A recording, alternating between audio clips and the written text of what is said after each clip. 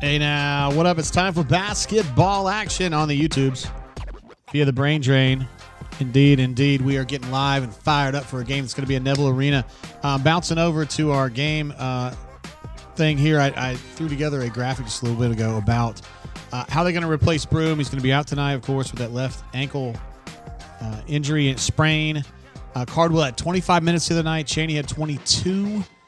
And Sir Turtle had 5 minutes. Those guys are going to have to play a lot more. Well, not necessarily a lot. Cardwell will have to play more. Chaney more.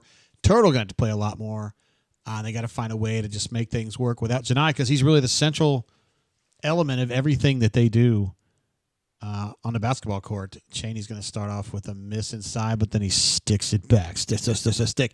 Anyway, we got some super chats I want to get to before we get rolling. Cleveland Brown, the legend himself, super chat. says we reached number 1 after all. Hope we stay there. Stay hydrated, JG, and War Damn Eagle he gives us. I got it right here, brother. Got some water. Ran into a drainer today. When I was in Office Depot, I neglected to get his name because that was a faux pas on my part. But to my man out there who was looking for printer stuff, I think you were looking for printer stuff. Anyway, you and your wife were in the store, and you said, look at that, Chad Bacon lasagna with a drop. You guys said your son, or you actually said your son was watching the show as well. I will keep my cussing to a minimum tonight. I'm not even drinking. Cleveland Brown, there you are. Thank you, sir. Also, Kyle M., last name redacted, says, family, War Damn Eagle, let's get this W. Want to see more guards driving to the hole, a.k.a. the rim, tonight. Thanks for the show, JGT. W. I like that. The secret word for tonight is W. Who was your favorite Bush president? Was it George W. Bush? T. Park, my man from the greater Atlanta area, an absolute legend. He says, LFG, JGT, protect the house. Yes, indeed. They're trying to not protect the house. And Dylan said, no, sir. You shall not come into my hole and try to throw down. Wait a minute. That didn't sound right.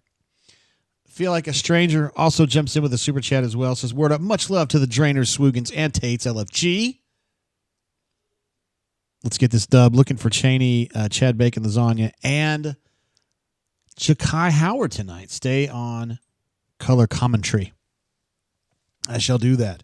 I did not include Kai on my list here because Kai plays kind of a different spot, but point stands. Kai could definitely, if he jumped in with, Auburn with a quick start, a pair of twos, and then a triple, a splash from Chad Bacon lasagna. And Mississippi State's probably a little messed up here. They are content to let him shoot that 3 right there. The Auburn Tigers are. A great rebound from Miles Kelly from the backside. Feel like a stranger says you were shopping for toner. I should have said that instead. Another splash. Boy, Chad is absolutely tearing these boys up. They had to call timeout. Mississippi State is absolutely shook right now. The Nev is fired up. Look at that. Janai's out there supporting Chad Bacon lasagna, who already has 8 of the Tigers' 10 points. And the best news of the night so far, in addition to this amazing start, is that Johni is walking on his ankle. I don't really talk about practice, of course, as you guys know, because it's against the rules. But he may have been in practice yesterday on a scooter, and he wasn't really walking the way that I thought that he would be walking. However, tonight, inside the Nev, he is walking. So that's good. That's amazing. And there is much splashing going on with Chad starting off with such a hot start here. 2 threes and a 2. All of our legends are here, it looks like. Everybody's represented well. We don't have Ravin. But we've got Kanuman, Cleveland Brown, Feel Like a Stranger. Melee is with us as well. No, Ravin is here. I take that back. I missed it. GW is here to probably rag me about the Raiders. Says Pete Carroll hired by the Raiders. Please stop that. Desperado's with us tonight. Solo Tigre is with us tonight. Unbelievable, man. Great group tonight. Cannot wait. That's a really nice pass to get an open 3. And Mississippi State cannot put it down. And Chad Bacon lasagna says, no, I will grab that carom and I will stat my stuff. I will stuff my stat. I think that alley-oop was open. Wow, what a start for the Auburn Tigers. Uh-oh, Chad says, heat check. Miles Kelly says, I can hit that. No, he can't. I would love to see the stats on shots taken right now. I bet it's like 7-2. Mississippi State tried desperately to get inside against that. Well, that was a tough three right there. That was a nice shot. I tried so hard to get to the free throw line and make something happen inside, just kind of drive and getting rambunctious in there. But Auburn, as BP would say, is building that wall and preventing penetration at that point of attack. A lazy pass from Sir Dylan Cardwell that Denver chased down. Auburn has done an amazing job this season with the chase down blocks. Usually you see just a few. Most of the time they're fouls. They're being adjudicated correctly this year. And Auburn's had a bunch of those so far. Denver's going to have our first one of the night. Denver, I don't like that shot at all. He barely hit front rim.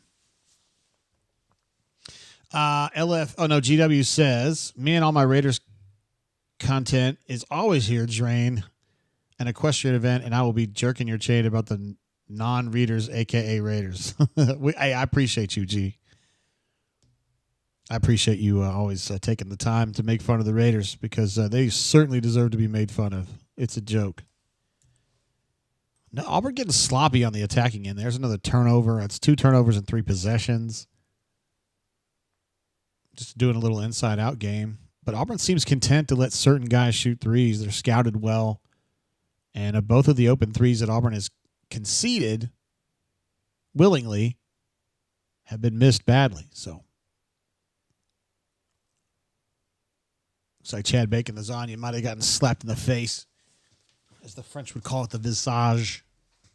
Les yeux sans visage means eyes without a face. You may know that, Billy Idol, 1984. Cassidy P., who is very, very particular about his desire to have Auburn get at least 10 times as many boards as the other team. He's keeping an eye. He says just boards. Desperado notes correctly that Mississippi State averages 10 steals per game, only short of Missouri, I believe. Also, our man Don Properdicken from the southern tip of Holland, you may know it as Netherlands, is jumping in with a super chat.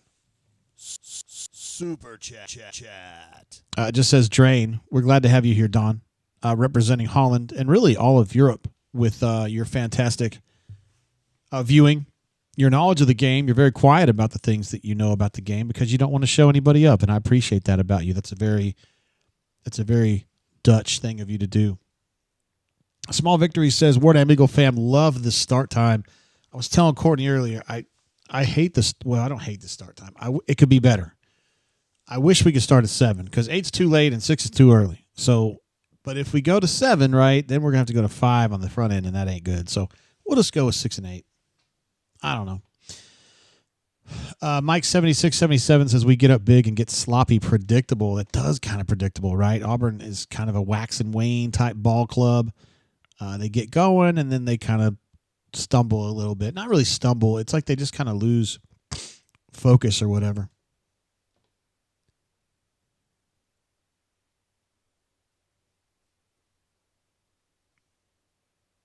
Wow. Okay. I clicked on the live stats thread here for Auburn's live stats, and it shows that Auburn has already defeated South Carolina by a score of 66-63. On this, this is on the men's basketball. That's not good. Let's see if I can get that straightened out. There he is, Johni Broome. All right, now I had to as soon as I refreshed, we got it going now. Go ahead and get those hot, fresh stats. Brought to you by Beppo Lives. It's one of our favorite sponsors. I'm just kidding. For those of you who don't watch the show every week, Beppo Lives is one of our commenters, and he loves the hot, fresh stats. which should be presented by Krispy Kreme, honestly. Let me get these. Yeah, Jay. Good job there, bud. All right, now we got the hot, fresh stats. Let's see if Cassidy P is going to be satisfied with these rebounding numbers. 7-4 in favor of the Auburn Tigers, and Auburn has 8 shots to their 9 now. Thought Auburn would have been up, but Auburn has had a bunch of sloppy possessions in a row now. That is a hell of a pass from Chad Bacon Lasagna. And a little stick back from Cheney Johnson on a missed 3 by Tahad. Off an amazing corner pass out from Chad. So some good basketball in that possession for sure. And the Rowdy Reptilians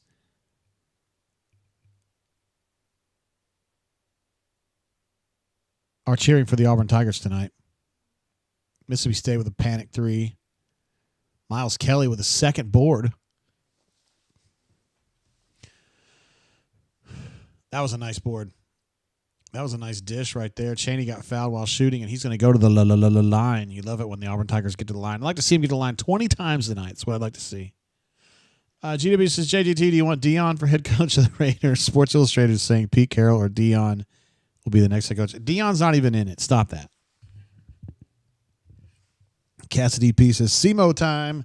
Succumb to the ecstasy. I'm Chris Hansen with Dateline NBC. Cheney bottoms the first one.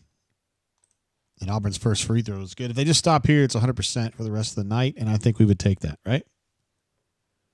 Agreed. Stu Pup says, Stu Pup had a super chat earlier. That's right. I got messed up on something, and I missed it. Yeah, there it is. I'm sorry. Stu Pup. I knew it was there in the back of my head. I was doing something else. Lost track of time, but a great start for Auburn. Stu Pup, of course, keeping the streak alive. Something like a super chat in like 195 consecutive shows out of 195. I wonder how many we've actually done. We did a whole bunch of them during COVID, really. It's kind of weird to think we didn't used to do every single basketball game. Sometimes I wonder now, like when we did the Monmouth game and I had 15 people on, but that's the dirty 15 right there. Boy, Auburn did a nice job of pressuring them, overplaying them deep, like far out, and they were able to get one really clever pass, and all of a sudden it was 4-on-1 going into the bucket. And, sometimes you make that not really a mistake. You just kind of lunge for a ball, and you don't get it, and all of a sudden bad things are happening. Happens in football, too, except that's a touchdown. Auburn passing the ball with great intensity, but Miles Kelly just got stripped. Oh, that was a nice flush. Come on, man. Give it up. It's a nice play. It's a creative play on the break by Mississippi State to finish that bad boy off. Mike jumping in with a super chat as well. Says, a true evaluation of a team is what it does when misfortune strikes. He's probably speaking about specifically Johni Broome being out, the talisman of this team. The star, the man, the rebounder, the shooter, the scorer, the intimidator, the defender, the shot blocker, and the mentor, and a friend to all. Dude! Oh, my God. Oh, no. Tahad with about 18 jukes, double clutch, and rimmed it in. What a shot, man. That was insane. That might have been the most insane 3 we've seen all year. And we've seen some crazy ones from Chad. Nice play by number 3 to just keep fighting for better position. And every time he bounced that ball, the chances of him getting that ball in the bucket were 13.2% better, and he just kept going 13.2, 13.2, 13.2. And it coalesces, guys. It cascades into 95%, and that's what he did, stuck it in. Chad Bacon Mazzara says, I'm going to do that too. Foul. He got fouled again. Well, I shouldn't say again. That's his first time he's been fouled today. However, that was not the first time the Auburn Tigers have been fouled. They're going to the line again. Cleveland Brown describing adroitly Tahad's three-pointer. In and out and in. Soup Up says, dude, I live here. We feel like you live here, Stu. We love it. I feel like you're truly one of the pillars of the community. Truly. Hope you've been staying warm up there where you're at. That's okay. Yeah, I'm not going to hate on someone for wearing a picture of BP on their shirt, but, I didn't really get it, but that's fine. I'm going to go ahead and just assume Chad's going to hit that free throw. I'm not jinxing him because he don't miss.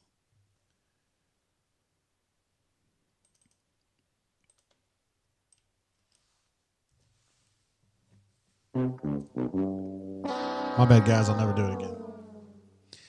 That one's on me. Cassidy P thinks they're being a little cavalier with the dribble handoffs at the wings. Tighten that up and let's see how we operate. Had a couple weird, had a turnover off that and a couple of just slowdowns that kind of messed up the flow.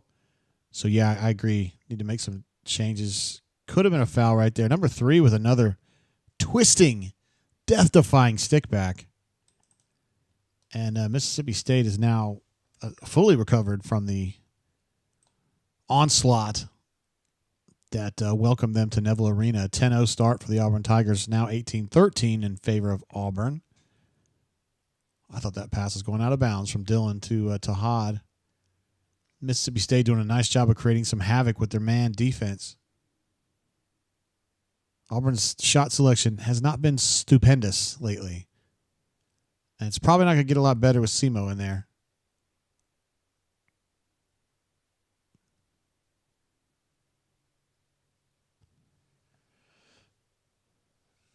Simo facing that old boy up. Stayed strong there, though. Auburn's defense has been good right here. That's not the shot Mississippi State wants at all, but they're going to get another stick back, guys.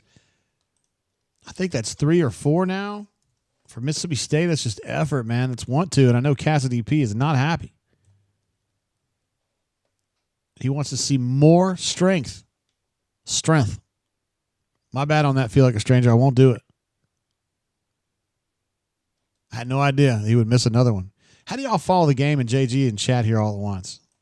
Well, sometimes you just kind of keep an eye on it, and then other times you don't. That's what I would do. Auburn broke the streak with another 2 down there. So they're up to 20. And they're 1 bucket away from a deuce.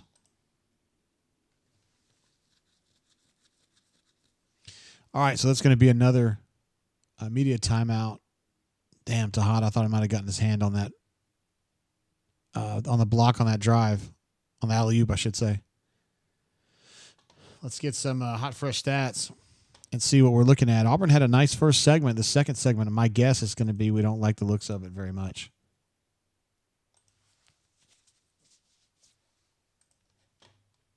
That is my guess, my professional opinion. Yeah, I already see a number I don't like.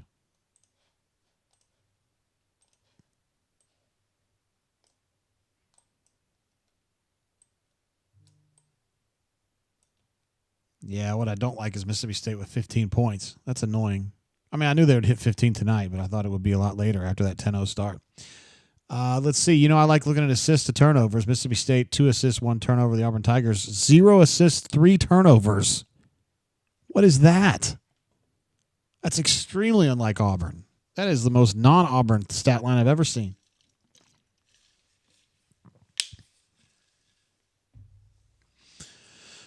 Second chance points, Mississippi State 6-4. They have the lead there. Crazy. 3 of 8 from 3 for the Auburn Tigers. 1 of 8 from Mississippi State. And Auburn Tigers way ahead in free throws attempted. That's good. That's just something you don't see every day. Dead even in rebounding right now. Cassidy P's not disgusted, but he's also not happy about that. And then minutes-wise, let's see. Dillon's played 7 so far. Chaney, 8. And no Turtle as of yet. I'm interested to see how Ole Miss fares at Alabama tonight. That's a good game there. That's pretty good teams right there. So we got A&M at Kentucky going on as well. Well, that's a good game as well. Really good games out there in the league tonight. The way that this league is set up now with everybody being good except South Carolina, I mean, I guess every game is kind of a showdown, but you've got some really good teams in Auburn, possibly Kentucky, Tennessee, Florida, are all really good. Really, really good. This Mississippi State team, I don't know they're challenging for the league title this year, but they're going to get in the tournament. They're good. Stu Pup says the lack of a lead guard is showing a bit in the half court. Yeah. You've got two kind of repurposed twos, don't you, with Denver and Tahad. Well, I guess you could fairly call them combos.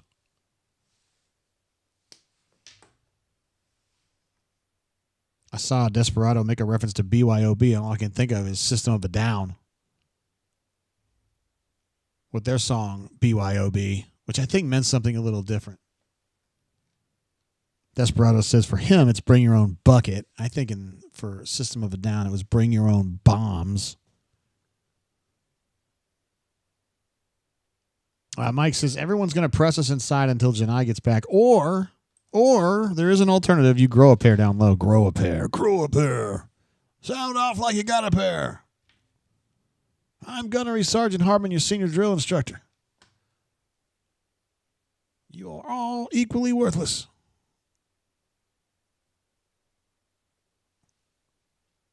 The first and last words out of your filthy sewers will be, sir. Do you maggots understand that?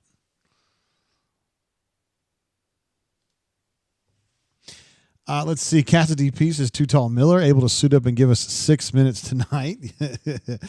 He's still here.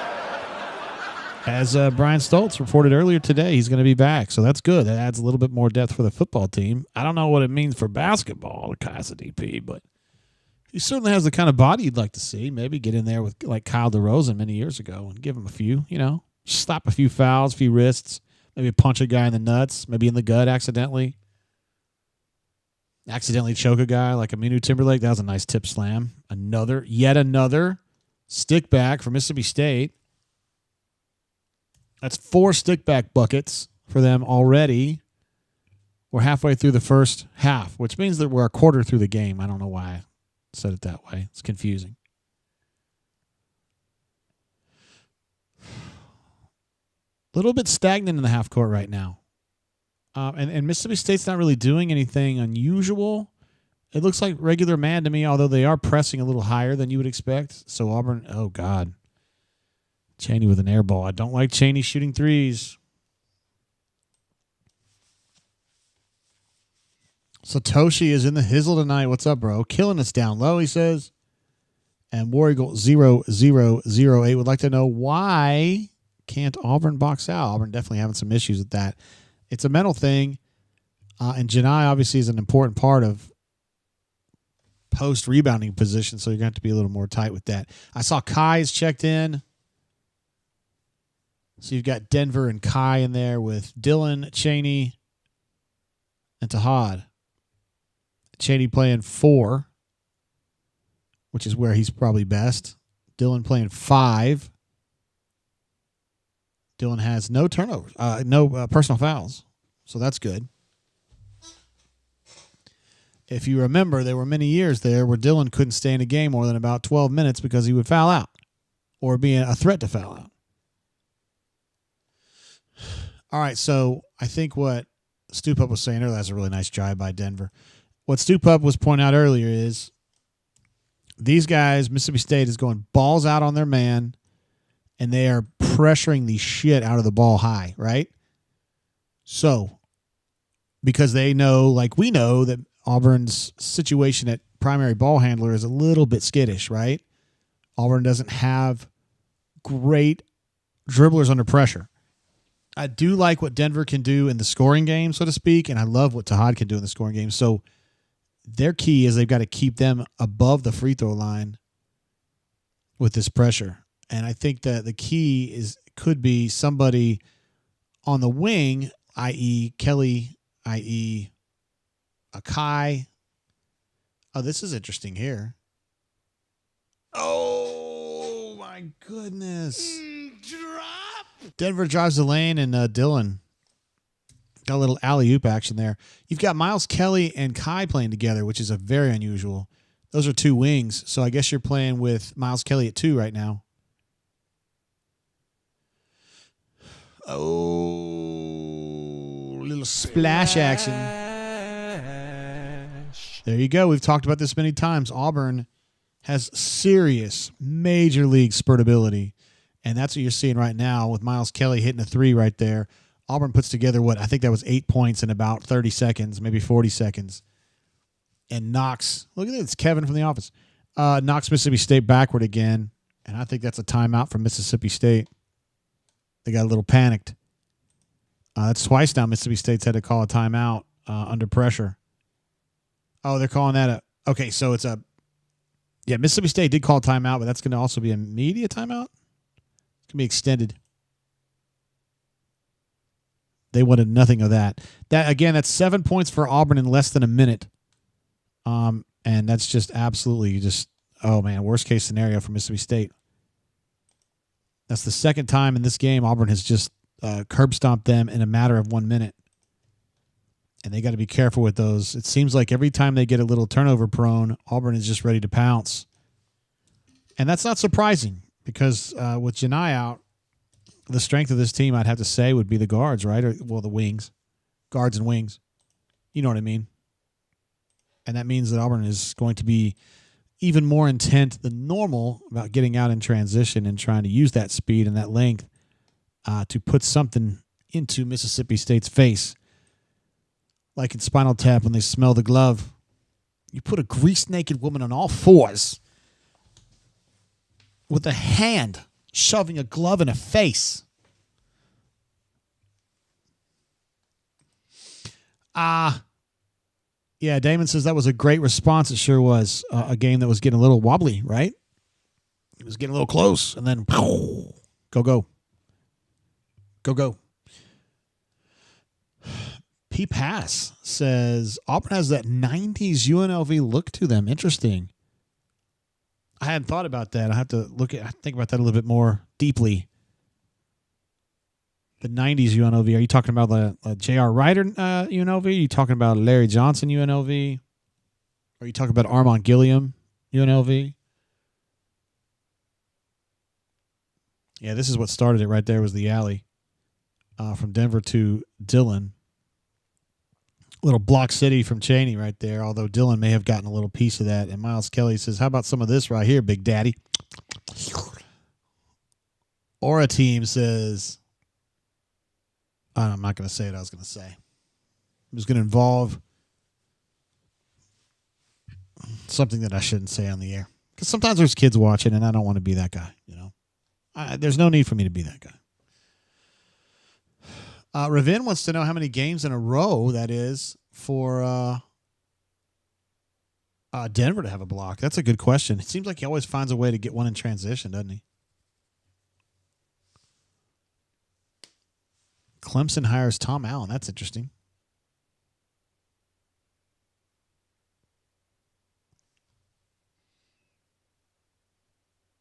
Oh, little foul there on 22. Kai sold it, but give him credit for that.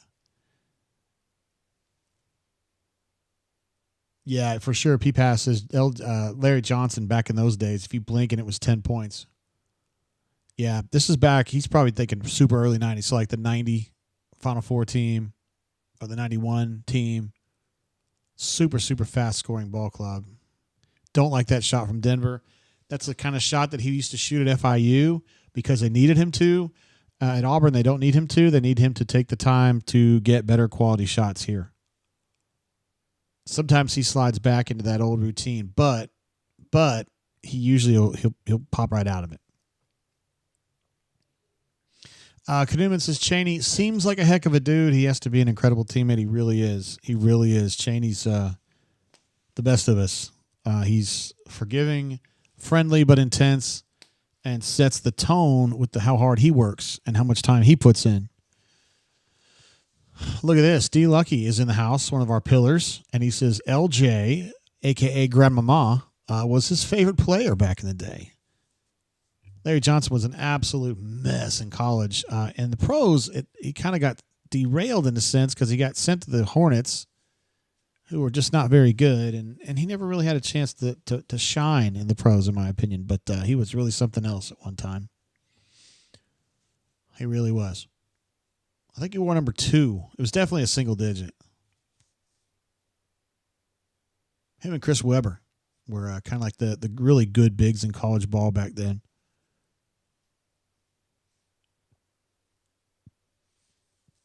All right, Turtle is in the game, ladies and gentlemen. Let's see what he can do here. He got 1.5 shifts in the last game. Oh, Denver. Splash. All right, so I was shorting Mississippi State by a point there. And then I'm going to definitely give Denver the full 3 for that one. Boy, it's chaos down here on the attacking end for Mississippi State. They are all over the place. Auburn's defense has given them hell, and they just seem a little ragged. 5 blocks for the Auburn Tigers already. 5 blocks. D. Lucky said he had back issues, derailed his career ultimately. Allah Abdel Nabi did not play for UNLV. Not that you said he did. He played for the hated Duke Blue Devils. But he's certainly from that era. And he may have been on that Duke team that got upended by UNLV. I was so waiting for Duke to get... I don't know. I'm not going to get going on Duke. Yeah, MC Tigger says Zep. The Zep jokes just never get old for me. I think it was AU Tiger 8820. That's the one that says Zep equals Denver. And I'm like, guys, come on, man. Not that anybody on the bunkers agrees with him, because people in the bunker know what's going on. You know who else knows what's going on? Chaney Johnson. He took another opportunity to shoot a 3. This time he bottomed it. 18-33, the Auburn Tigers. Stacey Augman, Mike B says, was a beast too on that UNLV team. He sure was. Stacey Augman. I believe, this is just me talking off the top of my head though. I believe the Iowa Hawkeyes, capably assistant coached by Bruce Pearl, back around 87, lost to UNLV in the Seattle Kingdom in one of the I guess that would be the West Conference or West Region semis or finals. The Iowa Hawkeyes with Roy Marble, Gamble, B.J. Armstrong. Back in the day. Young Bezo says Chaney could start for any SEC team, man. Such a blessing to have. Yabo said Chaney dropped that 3 just for me because I always bust his balls about shooting 3s, but he hits a few. Cassidy P says Chaney's a monster out there. Eric Dampier and Dante Jones couldn't slow my man down today. Little reference to the mid-90s Mississippi State Bulldogs who went to the Final Four and lost to the Kentucky Wildcats, but still outstanding teams.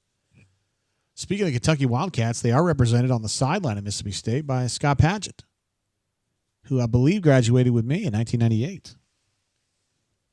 It may have been 99, I don't know. And his wife, Cynthia,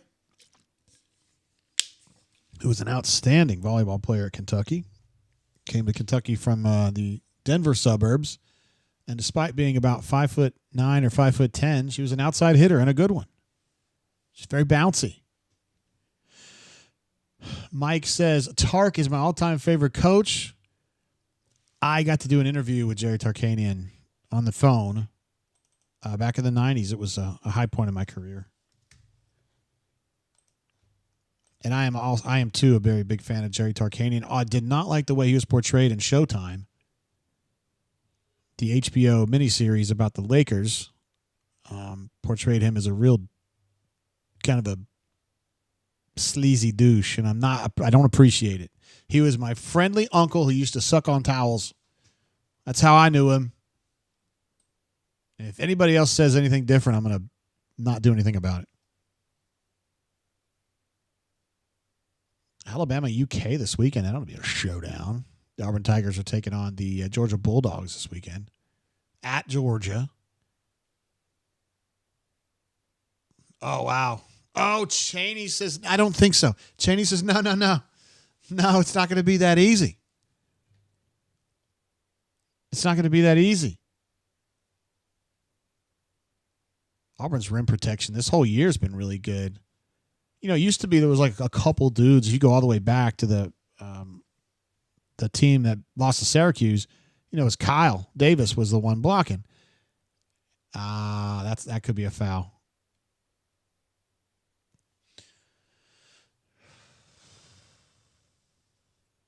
It's usually one guy. Walker was obviously a great shot blocker. This team, you don't really have that one shot blocker. You have like 5 solid ones. and they kind of come together, and it's a problem.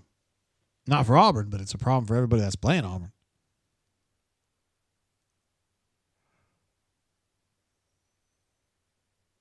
Yeah, Denver is funny. He was trying to argue that, and then he was like, "Yeah, I hit him." Like, he don't want to lie. Satoshi, I don't think the foul was on the attempted block. I think it was coming down. He kind of slapped him on the way down. That's just my opinion, and I don't think Denver was all that mad about it afterward.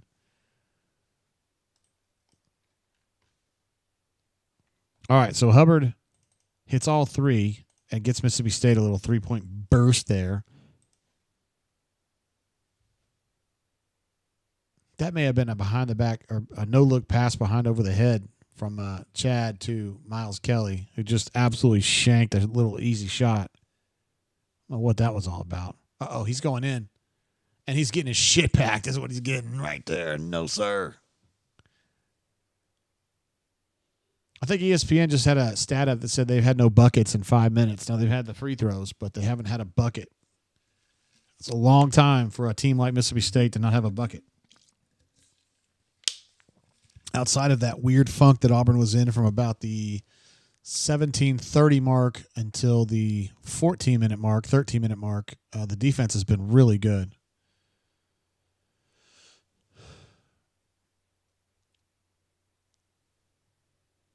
Auburn is doing a great job of shuffling its feet. Look at Dylan. Oh, that ball just happened. Oh, look at Dylan again. Whoa. Drop. So he swatted a ball. It just fortuitously bounced in an area that was good for Mississippi State. And they're like, hey, man, since the center's behind me now, I'm just going to go in and drive. And no. Dylan says, no, I'm not gone.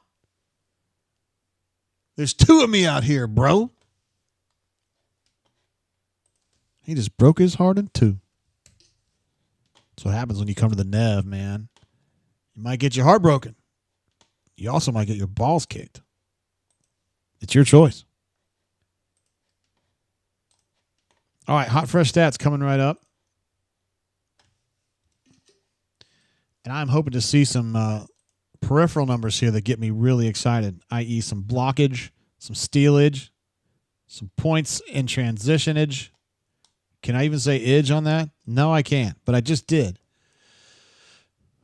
Second chance points, Mississippi State still up 11-4. I hate to start off with the bad news, but I did.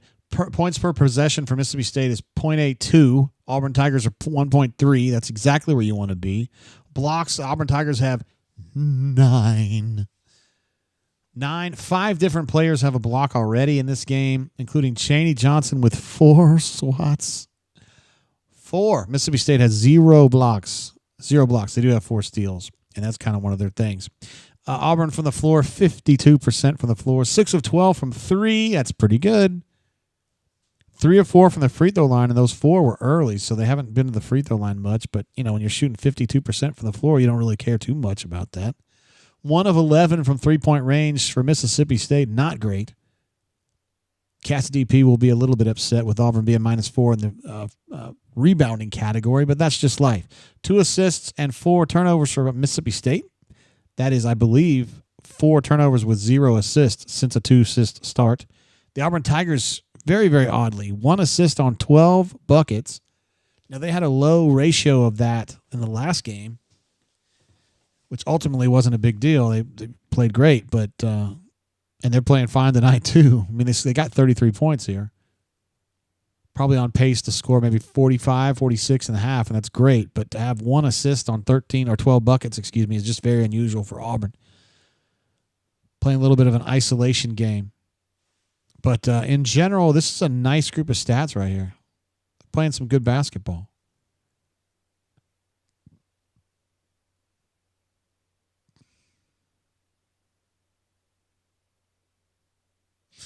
All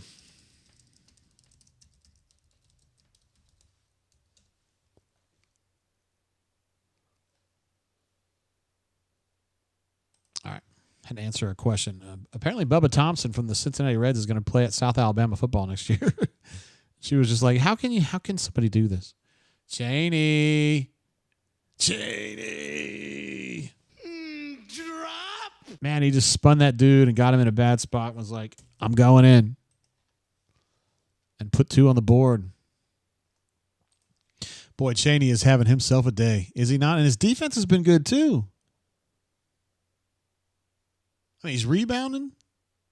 He's blocking shots. He's scoring.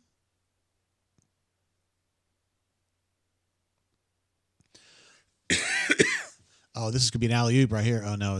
It'll have the same result, though. Auburn just absolutely so smooth in transition. I'm not sure there's a team in the country that is better in transition than Auburn. So smooth, man. The passing is so sharp. The spacing's unbelievable. That's what happens when you got a bunch of dudes who have been playing a lot of basketball for a lot of years. They just know what to do. That was a nice finish. A lot of people would have probably aborted that drive, but number 5 says, no, I'm going in, man. I'm going to finish this off. Good for him. Good effort. 37-25 is what I got on my screen. About 2.5 minutes to go in the half. You got to Hod now running point, which I actually very rarely say. Oh, God. Drop. I'd rather see Denver out there at point guard right now. I rarely say this. I mean, I've never said that. But Auburn's passing tempo, what's happening is Mississippi State's getting frustrated on the attacking end. Oh, shit. They're getting frustrated on the attacking end, and then Auburn is taking advantage of that and just thrashing them on the other end. They're doing quick possessions. Either they're getting in transition or they're just kind of the passing tempo is just spinning Mississippi State's heads around. But this is all set up by defense because the attack is so fast-paced because of this defense. And I think it's frustrating to Mississippi State. Remember now, this is not some crappy Mississippi State team. These guys win a lot. This is probably the best Mississippi State team they've had in a minute, man. And so they're expecting to come out here and play some great basketball and put Auburn in its place. And every time they get a chance to kind of make a move, Auburn's just kicking them right in the fucking ass. So it's a source of frustration, and I think that stuff starts to wear on you a little bit, assuming Auburn can keep it going. So they're up to 27 now, 39-27. 2 minutes to go in the half. It's been a memorable half here so far, particularly about the way the Cheneys played, and the three-point shooting from Auburn has been terrific. Those are the two things that really stick out to me so far.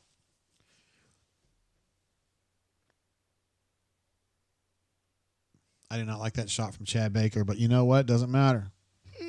Drop. Regular rules don't apply to him.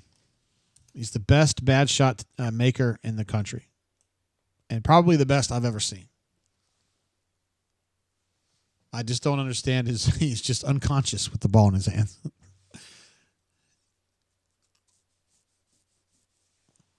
But he can hit a lot of shots. I feel like a stranger. That's as plainly as it can be said. When we pass, we score. Auburn's passing tempo is so good when it's popping. They have a lot of good passers. They have a lot of good receivers. Everybody knows where to position themselves, and they're ready for the ball, and they know what to do with it. It's a really well-oiled machine, and that's a big part of why these Auburn Tigers are number one in the country. Oh, Miles Kelly with a steal. This is going downtown. Oh, after you cheat. Hey, there's Joe D. What up, Big Daddy? Kaduma knows Joe D. I thought Miles Kelly was going to be able to boom shakalaka that bad boy, but they cheated. That's a very lame foul. That's just a give-up foul. You should have to do more than that. Chris Jans, the head coach at Mississippi State, one of my favorite non-Auburn coaches. I think he's really good. I think that was a smart hire by them. Kind of a little bit of a Bruce Pearl tinge on that one in the sense that he was a little bit unpopular, I guess. Kind of had some dark clouds or some perception issues hanging over him a little bit, but the guy can absolutely coach and deserved an opportunity and got it and is doing stuff with it. Miles Kelly hits the 2 free throws, 43-27. That's where we're at. Still got a minute and 20 seconds to go here. I did say I thought Auburn was on par for about 45 points this half. We'll see how close I get. Let's see. Stu Pub notes that Miles Kelly has 7 boards. Yeah, that is. He's someone that usually gets 2 or 3. He's got 7.5. Oh, Tahad with a nice anticipation steal. That could go up to Chaney, but he decided not to do it. Looks like Auburn's just going to slow this down and try to suffocate them out, get another easy bucket, a good high percentage, 80%er. Or Chad can just go at it.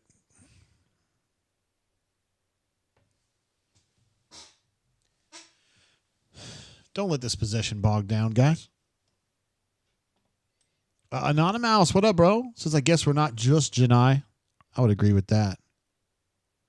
Satoshi asks if Jans was a Cohen hire. That is a good question. It would have been close. If it was, it would have been one of the last things that he did. I don't know that, though. Kanuma did see my man Joe D, the pride of the Wiregrass. Absolutely. One of my favorites. I love Joe D.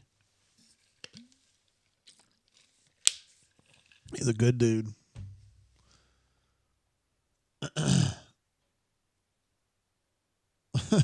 Hey, hold on. I got a soundbite for that melee somewhere up in here. I don't know where. I think I called it. Yeah, here we go. The Bears are who we thought they were. That's why we took the Tigers are who we thought they were.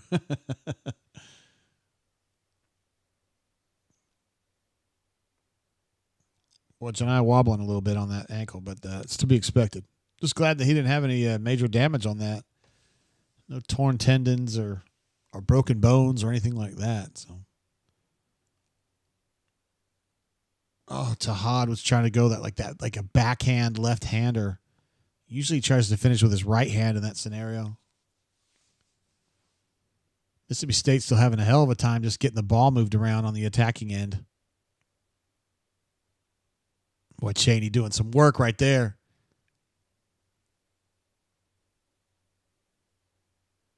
No. My man number 3 got the offensive rebound after Chaney. Well, I guess it wasn't really a rebound because Chaney stuffed him, but he just got so rattled and he just looked like he didn't know what to do. And he got busted for traveling. He didn't feel like he had anywhere to go. He just gotten facialed again. That's 5 blocks for Chaney now. 3 of them are on his ass. And it just was bad. You got to have a little bit more mental acuity than that, man. They're so rattled right now. 7 seconds to go on this possession.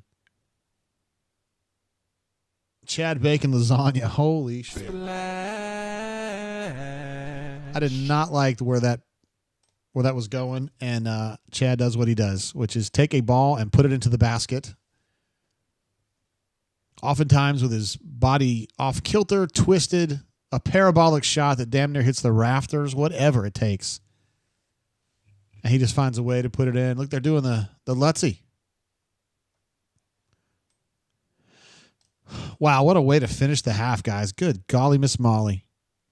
Auburn finishes with, 46? Jeez. There's not even going to be that many assists. Damian Fishback.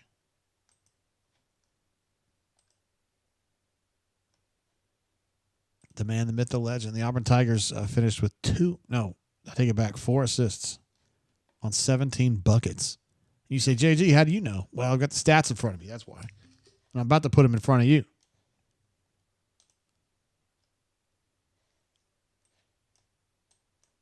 Fish sure does love those plaid suits, doesn't he? That is really like his thing, isn't it? I love seeing Fish. Always reminds me of the good old days. He's always really nice when he sees me, too. TM Taco Gaming's with us. What's up, bro? 46 is very close to 45. Thank you, Desperado. My very, very specific algorithm suggested it was going to be 45, and I missed it. Can you believe it? Satoshi says Coach Hunter will be pleased with the blocking assignments. Absolutely. He loves that.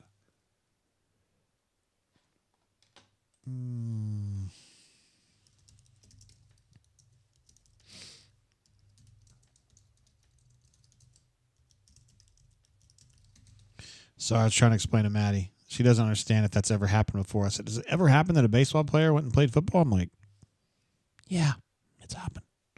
Russell Wilson, definitely it happened. There's no doubt. Wow. GW says, quick, get Coach Hunter on the horn. What I like there is they just went down there and they hit him real hard in the mouth. Yeah, thanks, Coach. Excuse me, I'm about to choke there. Ephesians says, sorry, JG, having to watch the game on my phone tonight, so I can't drain with the boys. I will say Chaney and Cardwell heard the message and have stepped up. Kelly with 7 rebounds is crazy. I haven't even gone through these stats yet. 2 assists and 8 turnovers for Mississippi State. So they started off 2-0, and they finished 0-8 on that one. So that shit got really bad for them. And they don't play a lot of guys either, do they? That's kind of a tight rotation. Auburn with 4 assists and 5 turnovers, which is not great, but considering where it started, that's not bad.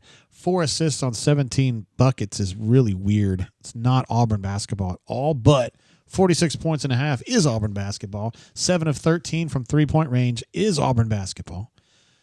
And 17 of 29 from the floor is going to win you a hell of a lot of games if you can pull that off.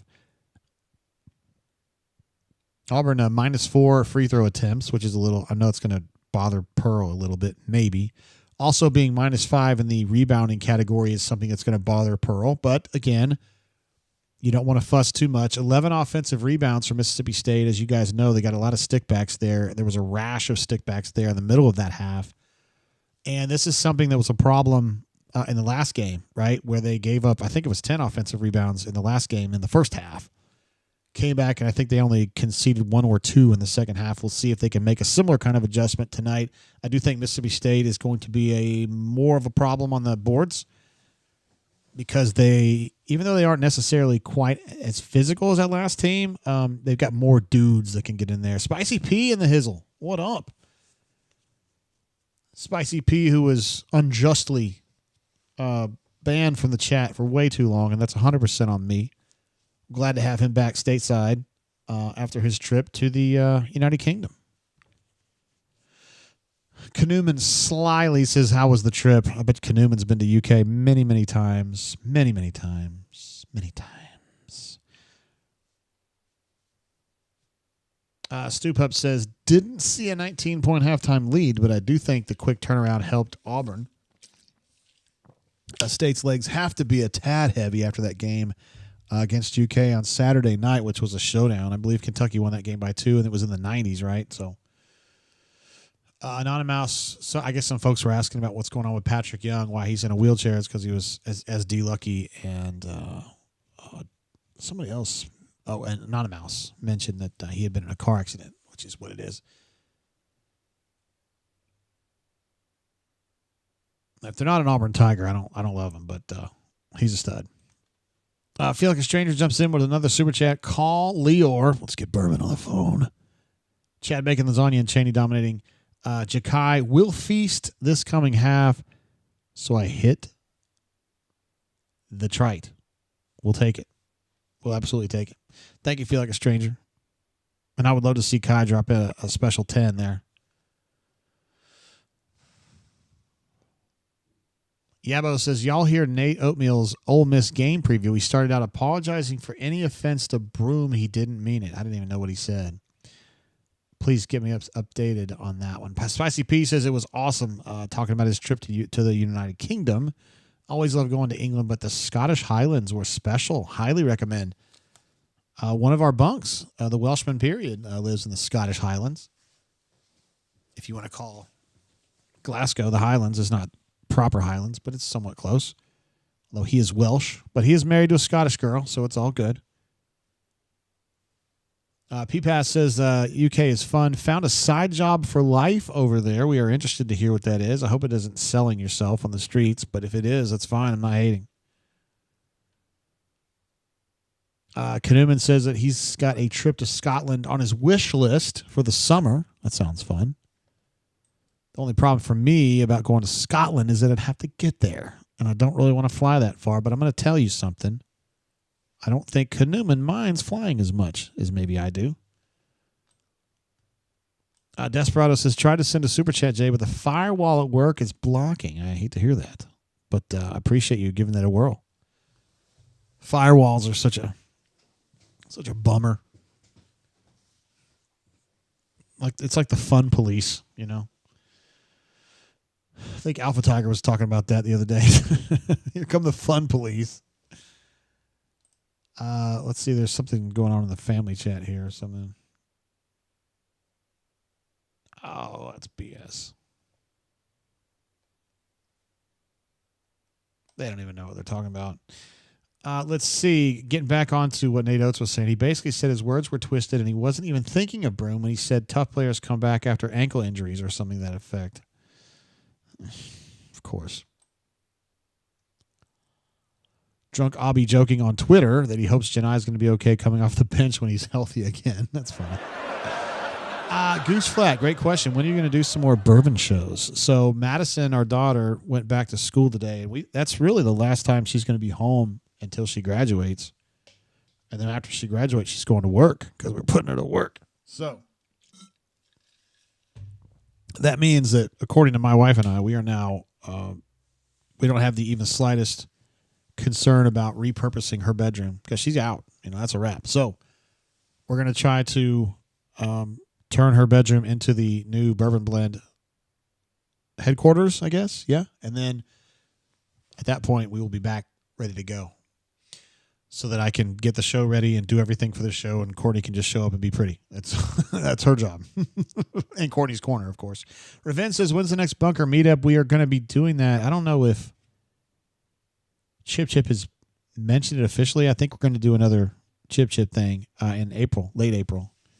And I sincerely hope that, well, that's actually true, Raven. So she's working for free right now. She's finishing up she's got to do like an apprenticeship, essentially, as a nurse. But yeah, she is down there, and she's not even going to, well, I mean, she's still in school officially, but she's not going to class because she's done with classes. She's just doing nursing like all the time now. So she will be in Atlanta this summer. For good. Locked On says, let's do it. And right before that, Cassidy B says, Courtney's Corner. My man. Mike says, bourbon shows make me drunk. Same, completely. 100%. Happens to me all the time when we do shows. Lockdown says, tell her to hit me up if needed. I have told her this like repeatedly. I don't understand why she doesn't, but she doesn't. She's always like, well, I got a professor and I got a mentor and I got a blah, blah, blah, blah, blah. I don't know. Look, man, if John Clay or Chuck Culpepper said, hey, JG, let me know if there's anything I can do for you. I say, I'll be on the phone with you tomorrow. That's how it worked for me. I don't know these kids today. They don't do that the same. Ravin says he misses watching AA do those heavy pours. Yeah, heavy pours for me and then light for her and then her ragging on me for being drunk. That's what she liked to do. I know Courtney's tricks. Melee says firewall like the wonder wall of work. Is that like Oasis Wonderwall? Cassidy P says he's enjoying some Green River for this game on his own personal bourbon blend. He's doing his own show for a one-man, well, it could be a one-woman crowd. Of course, Mrs. Cassidy P is a legend in her own right. Even if she wasn't married to Cassidy P, we would still think she was amazing. One thing that is not amazing is my lack of a cup to drink bourbon out of right now, because I would drink a little Bomb Burgers if I had a little something to drink out of. And I'm looking around. I mean, I'm willing to try pretty much anything, honestly. And I've already got an idea. Listen, man, here's an idea, Cassidy P. So I've got this Owala. It's my favorite Owala ever. It's the exact one I wanted with everything on it that I wanted because I love purple. I am a Prince fan, although it's not directly an homage to Prince. I can't drink. I was going to drink out of the boot, but the boot's got a hoe in it, so that's not going to happen. Looks like I'm going to have to summon Courtney on this one. Mike B says, every show is a bourbon show for me. My man. I love the attitude. Let's see. Stoop Up says, the old preceptorship, my wife, and through that many years ago. Oh, my wife went through that many years ago. Good luck, Maddie. Yeah, you know how it goes. You got I'm happy for her because she knows what she doesn't know. Does that make sense? And when she went to college, she did not know what she didn't know. At least she got that part right. CJ and the Hizzle, what's up, bro? I see him conversing with the goat Canoeman over here. Two guys. Anonymous, not a fan of Oasis, and also not a fan of the song Wonderwall. Says it's like whining, put the music. I think that's probably fair. They do a lot of whining, too. Mike says, Courtney is a star. Hope she understands what she means to us. Thumbs up. Very nice. She would love to hear that. Alabama was ranked number 1 for 1 week. Great name. We look good, at least.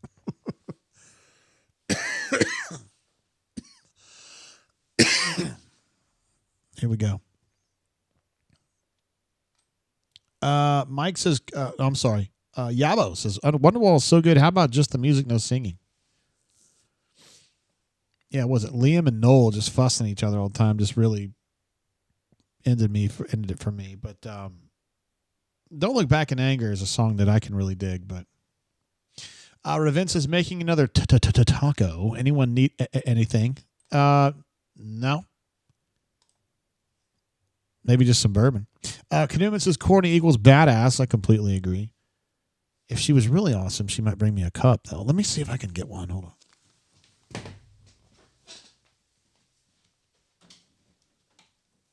Snort. I think I need a cup. A glass cup to drink bourbon. I don't think there's one up here. Okay.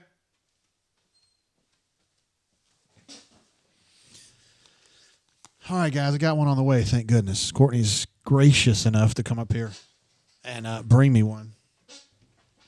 Bring me one. Might have her on. Maybe we can have her on the air. I don't know if I have a mic, though. I don't think I do, unfortunately.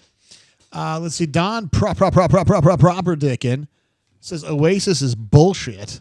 Say hey to Courtney. Don's just caught up in the UK versus Holland thing, and I respect it, man. I'm on Team Holland myself, so that's a thing. We'll see if we can get Courtney over here to say what's up when she brings it up here. That would be nice. Nana Mouse says I think these dudes from Scrubs actually live together. He's talking about Zach Braff and I forgot his name. I know his name too. God dang it. You've been requested. Some people wanted to say, I wanted you to come on here and say what's up. I don't think so. No, it's like Canoeman and like Raven and all them. What up, peeps? They're demanding a bourbon blend. Oh, okay. And I want you to read something that somebody said on here. It was so nice. It was Mike. Oh no, I can't find it now, Courtney. He said something really, really nice about you. I can't go any further down. That's the end of it. Add down, up, down, up. I don't know where it went. There it is. Oh, hope she understands what she means to us. So Isn't that nice? sweet. That is really nice. That's so sweet. All right, thank you for bringing Yeah, that. we need Donald Faison. Thank you, D. Lucky. That's exactly who it was. We need a reason to drink on Thursday night again. I know. I was telling him that since Maddie's gone, we can actually repurpose her bedroom now. Yeah. I wonder, you think we... Work on that in a couple weeks. Okay. Yeah, we'll work on that. Okay, you can do it while I'm gone. I can do it while you're gone. Yeah. While you're in Vegas, I can do it. Okay, great. Thanks. Isn't that nice of me? Yeah, it's very sweet. Do you need bourbon? Well, I got this Bomb Burgers. You got that maker's mark there. Yeah, well, you got a maker's mark. A mark for your makers. She brought me my Blade and Bow glass, which outside of the one Chip made me that says Commodore on it is my favorite because it's etched. And I do absolutely love Blade and Bow. Like that little etched glass right there. It's really nice. I love going to Blade and Bow, too. It's a great place to be hanging out and chilling. Mike says the Queen is in the house. Of course. And Mike 677 said, I need a glass to drink bourbon. Yeah, you know what? I could have just slugged it right out of the bottle. That would have probably been preferable, honestly. That's how you would have known I was serious. All right, we're going to the second half, fellers and gals. I'm sure there's some gals in the chat. 46-27, good guys. By the way, I'm not a mathematician, but I think that's a 19-point lead, and Auburn starts off with a steal. If they go down here and drop a 3 or a dunk, oh, Chad Bacon Lasagna got picked off is what happened. Ay, ay, ay. As my dad used to say, easy come, easy go, buddy. That's a walk, dude. Did you not see him stutter step as he went toward the line right there? Come on, guys. You can't crow hop like that. Just my opinion. Let's see. P-Pass says he sings better Oasis at karaoke than Oasis does. Good score. Their vocals are trash. Joy Division and Smiths are 4 times better. Yeah, I don't know about Joy Division as much, but I absolutely love the Smiths. I sang the Smiths at a karaoke. This is a true story. I sang the Smiths at a karaoke at the club, at the Arrowhead Country Club during the summer, and literally nobody heard the song. Like, dude, the chick that ran the karaoke machine didn't know the song.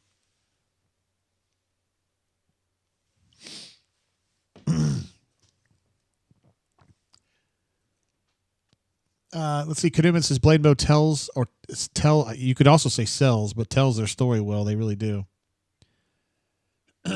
Oh, boy. Auburn just got outrun on that drive.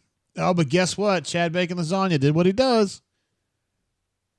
A chase down block. I think that's at least, well, in the full court, that's 2. And they had at least 2 more in the half court where Chaney jumped, like, caught people in the half court and slapped it on their head. Small victory says big tree fall hard.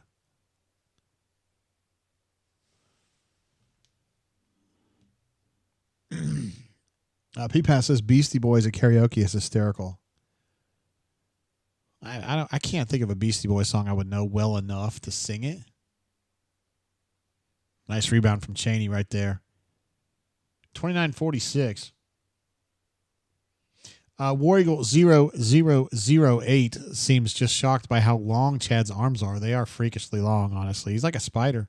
And he's also so thin, you know. It might make his arms seem longer because he's so thin. He's getting caught in this corner right now.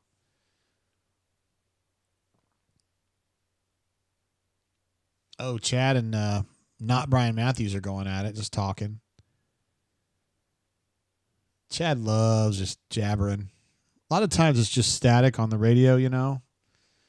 But other times he gets a little.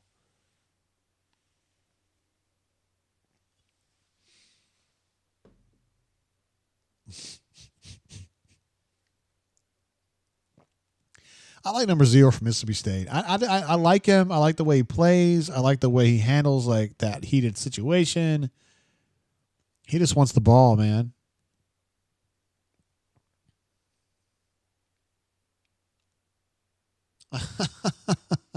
That's funny, man. Dylan, they're going to call a jump on that, whatever. Wizard Deuce is getting heated, LOL. It's always getting heated with Chad, isn't it? Desperado says he lost his video feed. We got to get him back going. Come on, ESPN.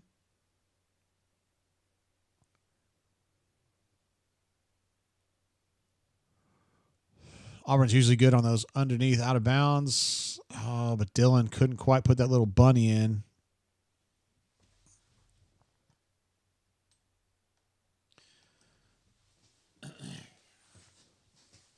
I understand Chad. He's got a little more serious now. I don't know. I feel like Dylan should have hit that, man. That's like a 6 or 7 footer. Unchallenged. You got to be able to put that in. All right, Auburn kind of a slow start on the attacking end to start the half here. Defensively, still fine. Just not able to get the ball into the bucket, even though I think the quality of the shot was good. And they just forced another turnover.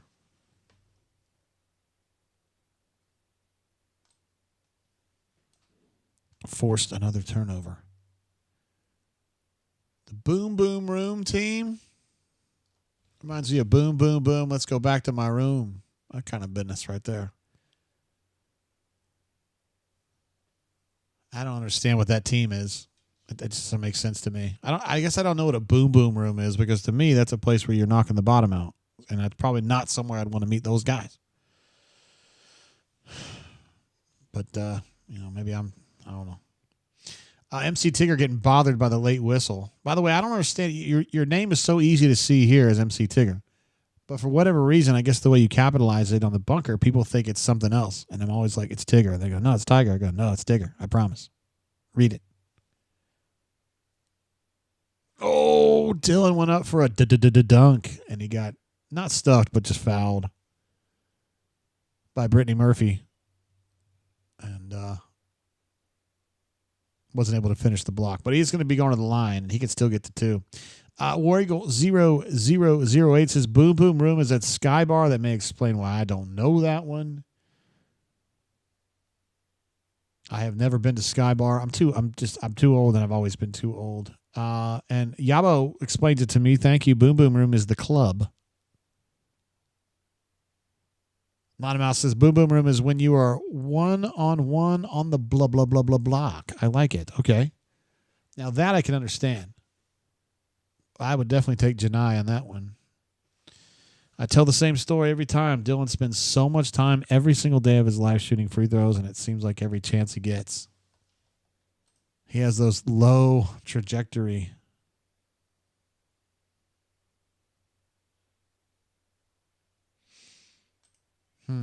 Interesting.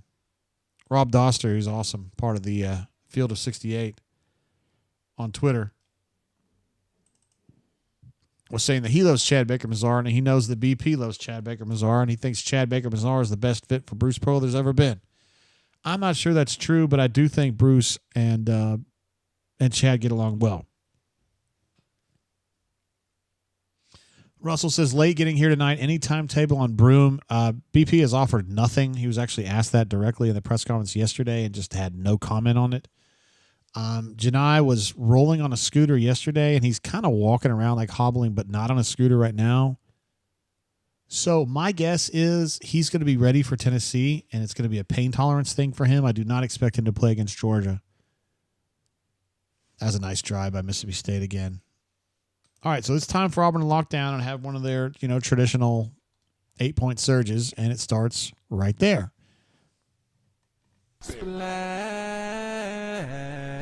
Miles Kelly hitting a contested 3 as he's going out of bounds right in front of his teammates. Let's see. Spicy Pieces do not like our offense right now. It's getting a little bogged down a little bit, but when Miles Kelly steps up and hits a big 3, that ain't a big problem. Russell, you betcha, man. We'll see how it goes. I think he'll be ready for Tennessee, but that's just strictly a guess on my part, and I could be wrong, but that's just the way I see it, which is really best case scenario, right? Because when he first went down, we were like, oh boy. I mean, that could have been like Anthony McLemore getting hurt, right? Fortunately, it wasn't anything like that. They were showing a girl behind the bench there when Pearl was talking just then, and she had a script shirt like the baseball team wears, and it says War Eagle. That's badass, man. I haven't seen that jacket before. That's cool as hell. It was like black with white letters and had that script, like baseball script that said War Eagle. That is cool. I hope I get to see that again.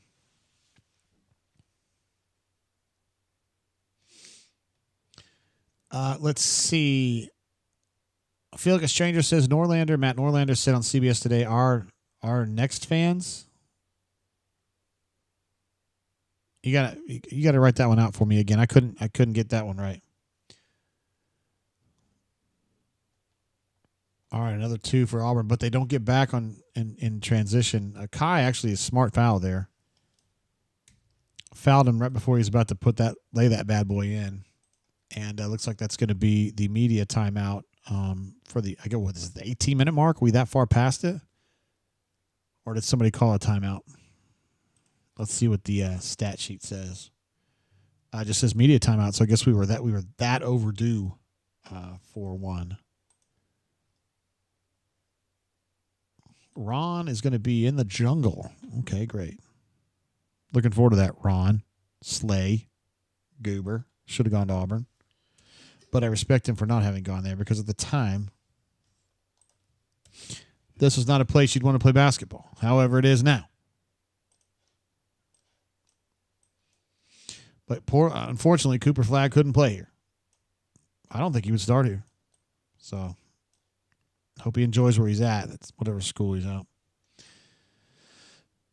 Here's the latest stats. Oh, I forgot to get the second half box. Maybe we'll pick it up next time. Let's see. Cassidy P says freshman not boxing out. I feel like a stranger says Broome out Saturday as well, at least. Sorry. Guess he's telling Russell. Who said, I can't take the mutts beating us in basketball, too. Living in Georgia, phone will be lit up with 50-year-olds leaving me voicemails, barking at me. Insufferable. Good golly. I people say it all the time. They say, who are the worst fans, JG? I say it's always Georgia fans. And there's some bad ones out there because Kentucky basketball fans are really bad. And I say this as someone who used to be a Kentucky basketball fan, but I've never been barked at by a UK fan. I've never been wildcatted at, but I have been barked at by Georgia fans who are on all fours barking. And that is seriously low-key. Like GTFO.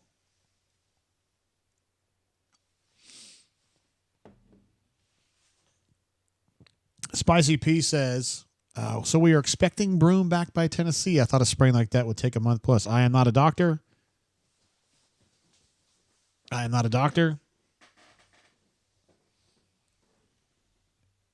But that is what I'm thinking. I am the son of a doctor, though. Kniman says, wait, what am I missing? The game clock is at 15:56, correct? I'm just going to gloss over that and pretend like I didn't screw that up. And then I'll just leave it as like a gray area, and I'll let people think that you actually screwed it up, even though you're right on the money. And the media timeout should have been at 16. Okay? I was thinking it was going to be at 18. And we'll just move on from there. Mike says, Auburn going to nut up with a dash and beat the Dogs. Then Johni limps back for the Vols. I'm good with that. Stu Pup says the Broome is back by Tennessee. We're winning the SEC, boys. He's fired up. Okay.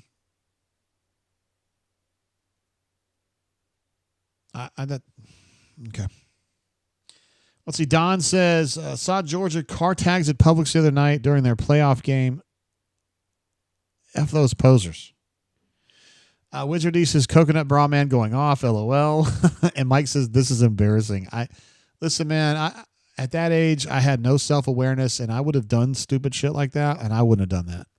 I don't have the physique to do it anyway, especially at that time in my life, because I was 315 pounds as a younger man. But, yeah, I don't think I would have worn a coconut bra. I would have encouraged, like, hot-looking girls to wear that. Like, I would have hoped AA would wear something like that, but I don't think she's an aerial girl. She's probably more like Belle. Cleveland Brown thinks the coconut guy is kind of cringe, and also feel like a stranger says coconut guy needs a woman. I actually think he's probably pulling, honestly, but I don't know that. Kai drives to the bucket, and he turns the ball over. Guys, it's been kind of a mushy half for the Auburn Tigers, particularly on the attacking end. Defensively, the effort's definitely been there, and I've got the score way wrong here. Mississippi State's got 35 now. Been decent on the defensive end. Attacking-wise, though, it's just been mushy.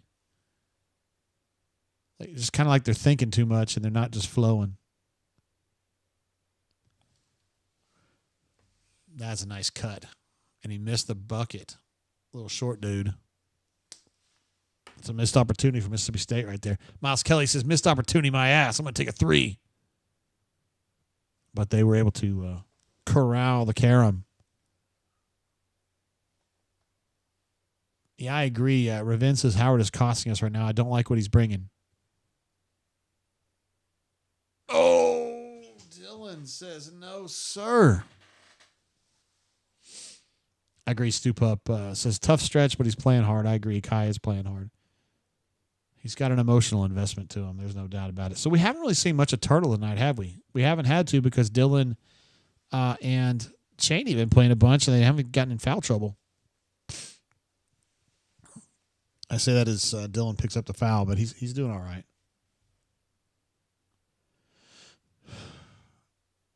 Chaney playing 22 minutes, leads the team in minutes. Let me see what he's up to now. Just give you an up-to-the-minute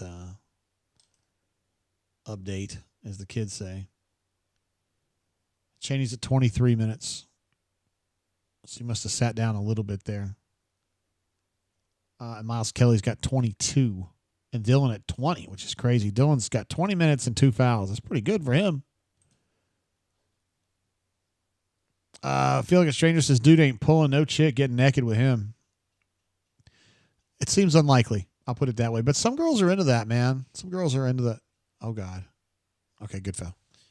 Some girls don't mind. Like, look at me, man. I'm ugly and goofy, and I did pretty good because I just was so stupid, like just so willing to do whatever. P-Pass says he's pulling. Very popular. Everyone knows him. Yeah, you're not going to – there's certain girls you're just not going to pull with that shtick, but there's certain girls that you will pull because of that shtick. See what I'm saying? P-Pass knows.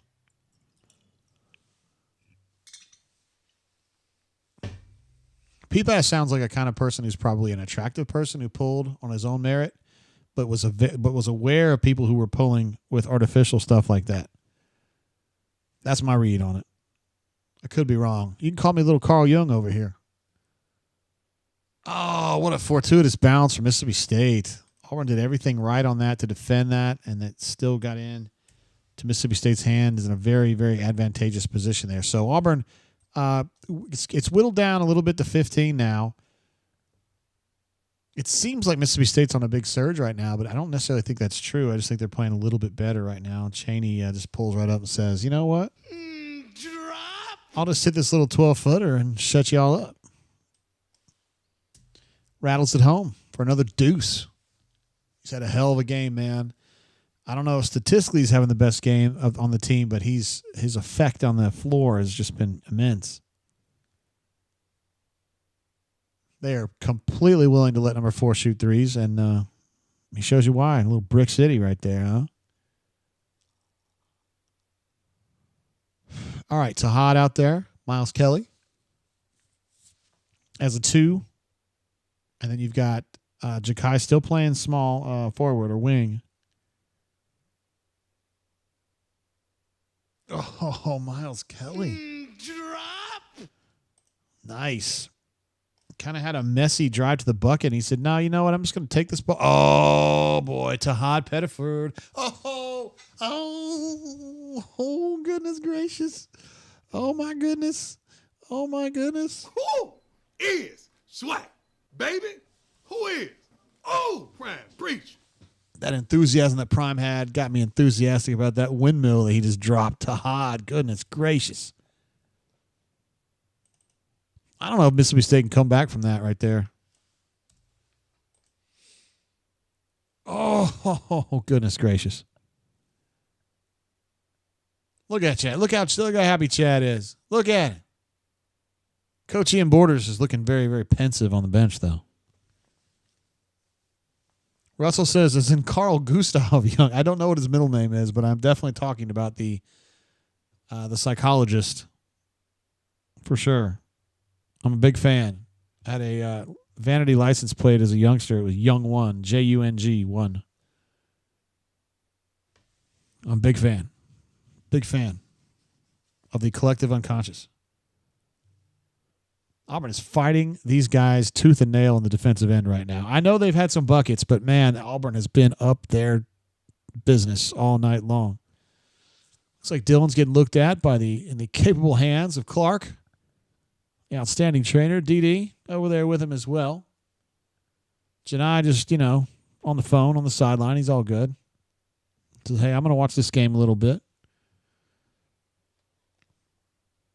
Don says, did you just who is Swag? I didn't mean it as like a dig at Pettiford or anything, like saying who's Swag. I was just saying, when I think of Dion talking like that, it's just kind of like this boat up and ready to go,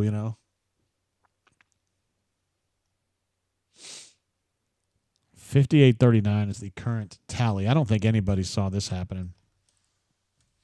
I thought Auburn would win the game, but I thought this was going to be a tough one. But, without Johni, I think that was Tahad with another driver right off the backboard and in. Auburn really hasn't taken a step back at all in terms of scoring and attacking, honestly. And then defensively, you've seen the effort, you know. And Chaney is really brought a lot of the things that Johni would bring. It's a little bit of a different defensive because it's more blocky than what Johni does defensively. But man, he's been a big time player tonight.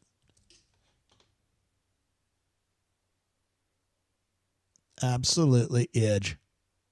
Irvin says, who do you think Johni is texting during the game? Irvin says, or is he doing some online banking?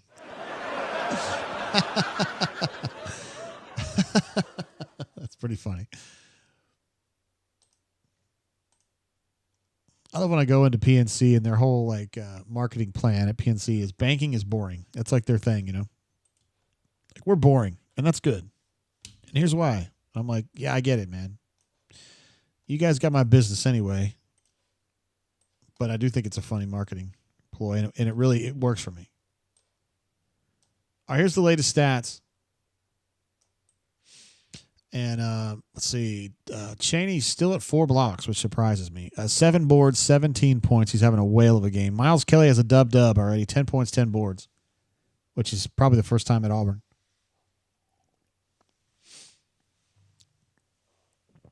Auburn's still in a peculiar situation with the 6 assists on 23 buckets, which is a really weird number for them. And Mississippi State's passing has deteriorated significantly. Remember that they started 2 assists, 0 turnovers is where they were early in this game. And they're now 4 assists and 11 turnovers. And that kind of tells you how things have been going for them. They're just not able to get in a flow on the attacking end because the passing isn't there. They're not able to get the ball moved around very much. And so they get kind of stuck on one side of the floor. And that makes Auburn's defensive task, I guess, or defensive approach a lot easier because you're only defending half the floor. Now you're having to work hard to cut off all those passes, but still. Russell says, Jung, Man and His Symbols, great book in my late teens exploring life. Yes, Carl Jung had some very interesting ideas. Some of them were just, you got to throw away now. They're just outmoded and BS, but he also had some cool ideas about dream interpretation and the subconscious's role in just day-to-day life, honestly. And I think there's a lot to be said for that. Gunnar Henderson is the letter holder tonight. A young man from Selma, Alabama, who plays third base for the Baltimore Orioles, a former Auburn signee in baseball, and who now plays full-time in the majors at a very young age. How about that? In the group chat, Caleb says he wants to take him rafting. Of course. Thomas K. wants to know, what is the drink of choice tonight? The answer is bomb burgers. Bomb burgers. Now, this is probably not a daily sipper for anybody on earth. It is for me, though. Picked it up at the allocation. That's the trick there. This is probably a pretty expensive bottle in real life, but I bought it at the allocation. I think it was like $100. And we're just sipping on it, watching the number 1 team in the country do its thing without Johni. Might as well. Dude, we've got enough of the coconut bra guy. We've had enough. Like that's enough. That's enough. Oh, look at Tahad. Driving in, stop, step, start, stop, goes in. Splash. So smooth. Such a conniving guy with the ball in his hands, man. He's just looking for that one little lean, and he's going to go right past you. Number 22 says, look, I can do it too. And then Auburn says, no, not really, you can't. He missed. Stu Pep says, I bet Gunner pulls more than the coconut guy. You're damn right on that one, brother. Mike 7677 says he thinks Johni is day trading Bitcoin right now. Splash.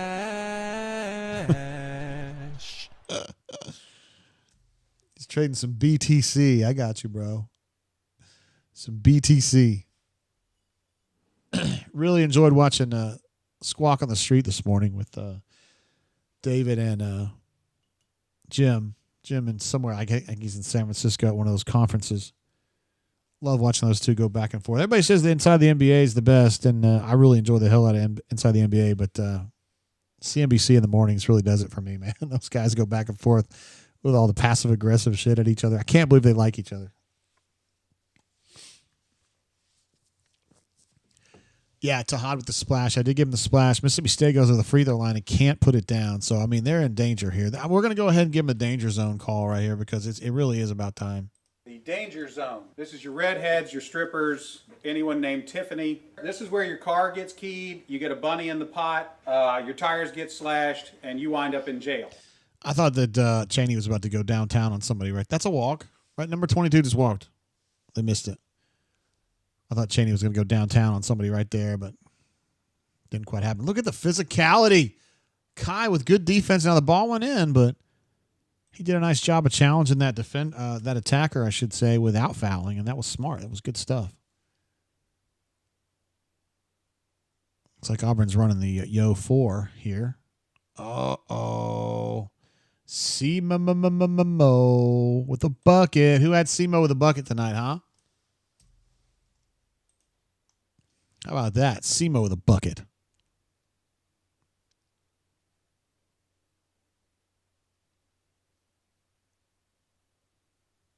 That's a nice little bucket there from number 4, left-handed. Chaney did a great job of absorbing the attack without fouling. You know, he's just being smart about it. I got to stay in the game. We don't really have anybody to handle things for me if I get in foul trouble, so he's playing smart. But good finish, left-handed finish for number 4 there. BP really encouraging his team to play more slowly, more methodically on the attacking end. And Tahad got absolutely baked down on that one. But it was with 5 seconds left on the shot clock. So it's something Auburn can deal with. Kai has not impressed me tonight. You know, there's been times when Kai really impressed me, but tonight is not that night. I'm surprised. I guess they're just trying to give Chad a little bit of time. Ravin says, is it time for A.D. Scott to get in the game? Has he played this year? I feel like everybody gets in before him, dude. CJ gets in before him. I mean, Presley, these guys play different positions than he does, but right as I say, Kai has not impressed me. He just impressed me right there. That was a nice move. Little, kind of a reverse windmill or like an upside down windmill, kind of. Oh, I didn't think that was a foul, but Chaney's not arguing it too much. P-Pass says A.D. Scott is redshirted. I don't know as though it matters, P-Pass. He ain't playing. He plays hard as hell in practice, though. He's a great teammate. Gives Janai a really good look and never takes time off. Absolutely brings it all the time. Spicy Poo says, Kai heard you. I hope he's not coming after me. Hope he's not mad at me. Here comes Dylan back in after he spent some time with Clark over on the sideline.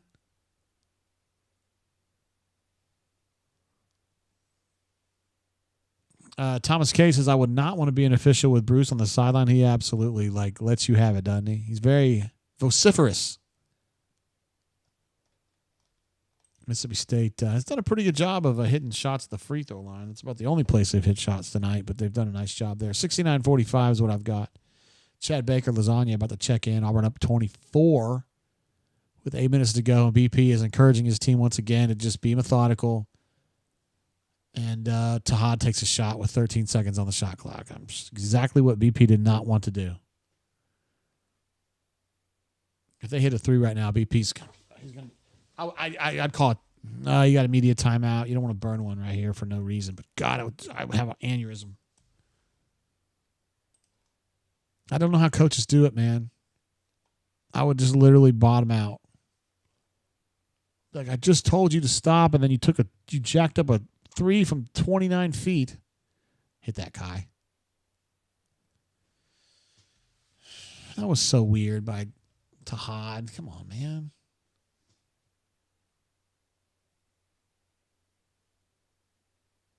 It's going to be a foul on Kai, I guess. Kind of hooked him inadvertently or semi-inadvertently. So it's going to be a timeout. When we come back, it's going to be Mississippi State shooting free throws. And Auburn kind of in another one of those little wobbly phases where not necessarily the effort's bad. The effort's not bad, but they're just not getting they're not looking good on the attacking end, but you just kind of keep waiting on that the 8-point surge, right? Where they go, boom, boom, boom, boom, and like in 20 or 30 seconds, they're up another 8. Let's take a look at these hot, fresh stats. I was hoping to see Auburn shoot 20 or 30 free throws tonight. I don't think I'm going to see that, considering Auburn is at 8 right now. 14 of 19 for Mississippi State. Auburn is 6 of 8. It's just the disparity there is just ridiculous.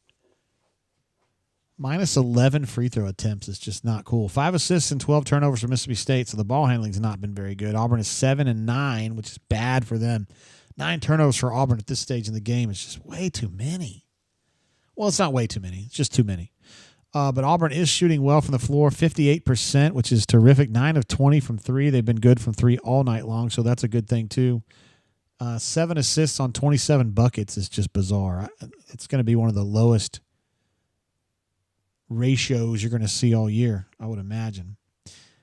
Chaney having himself a whale of a night, just like we've been talking about. 17 points, 8 boards, 4 blocks, although he's been on 4 for a while now. 29 minutes, and he has 3 fouls. That's pretty good. Miles Kelly, 10 and 10, his first double-double at Auburn, I believe. 25 minutes and 3 personal fouls. So Auburn's done a nice job of absorbing Johni's minutes. Chad's, well, he hadn't really done it, but it's been more about Chaney being in there. 29 minutes. Leads the team in minutes by 4, which is actually a lot when you think about it. And they don't really have another power forward if Chaney's out. So he's making it happen. Cassidy P., our rebounding expert, says getting killed on the boards. Auburn's down minus 8, I should say, rebounding. JR, my man, what's up, G? Says, what's up, JG? Another AU dub on the way. We've already played the, where did Ron Slay go? He disappeared again. We've already played the danger zone, signifying that Mississippi State was in serious trouble. It's still, Mississippi State, I think, has been playing a little bit better here lately, and they're still down 22. So, got a little ways to go. I guess Ron Slay really likes being out there in the crowd, huh? Wearing his headband like he used to, sweatband, whatever, like he did when he was in college. I love it. Yeah, I think it's going to be another dub, JR. I think that's what's coming. You can't stop what's coming. That's vanity. So no country for old men. All right, Mississippi State, as I promised you, would be coming back from the break shooting free throws, and that disparity at the line continues to grow in Mississippi State's favor. They've now attempted 21 free throws to Auburn's 8. Now, I'm not trying to argue that the fouls have been BS, that the refs have been unfair to Auburn. I'm just saying Auburn just hasn't. This is something that Auburn does a lot. They don't get a lot of free throw attempts. Now, when you're jump shooting like that wide open, you should just hit the shot and not worry about free throws. I thought Semo had great positioning for that rebound, and it looks like the refs did too. A missed 3 from Denver that he probably should have hit. He probably hits those 75% of the time when it's that wide open from that spot. But then Semo had perfect rebounding position and was fouled. I feel like a stranger says Slay rules. I think Slay he's fun. He's definitely fun. I like that. Oh my God, Tahad, what is he doing? A lot of time on the shot clock there, guys. I just don't think there's any reason this guy's still on the TV. Golly. Great closeout from Chad Baker-Mazara right there, but nobody helped him after the closeout. And he was able to drive in unfettered. 69-51.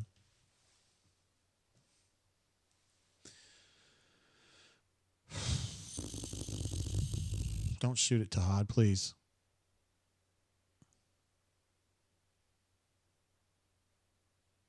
Oh, come on, man. Drop! Dylan with just kind of a prayer shot there, but that bad boy went down. Little shooter's touch for the big shooter right there, huh? Number 12 just willed his way to a bucket right there. Nice shot. 3-point shot, by the way. This play-by-play commentator he knows he's going to be by himself a bunch tonight, doesn't he? Where did Ron go? Oh, he's gone again.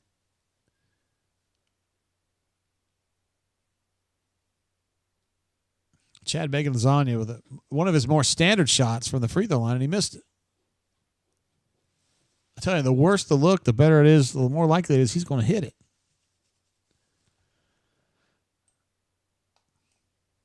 Mike says somebody at Network's got a coconut fetish.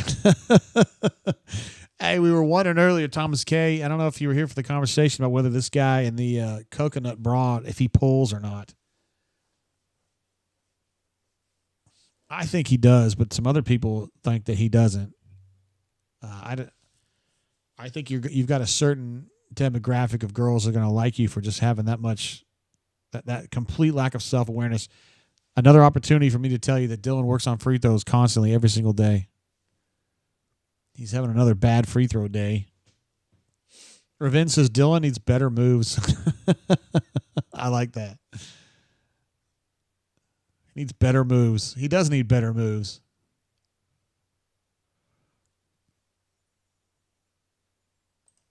And if you think his moves are bad, you ought to see AD. Holy shit.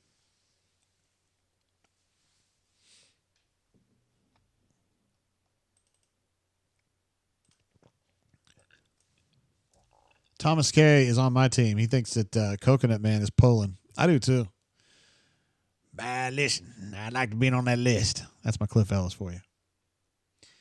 All right, guys. I'm going to be quiet about this because things can turn around in a hurry. But Mississippi State kind of crawling back into this. I still think Auburn's without a doubt going to win this game, but you'd like to see Auburn finish a little bit better than what's going on right now. And another nice opportunity there for Dylan, but it would have been a tough finish.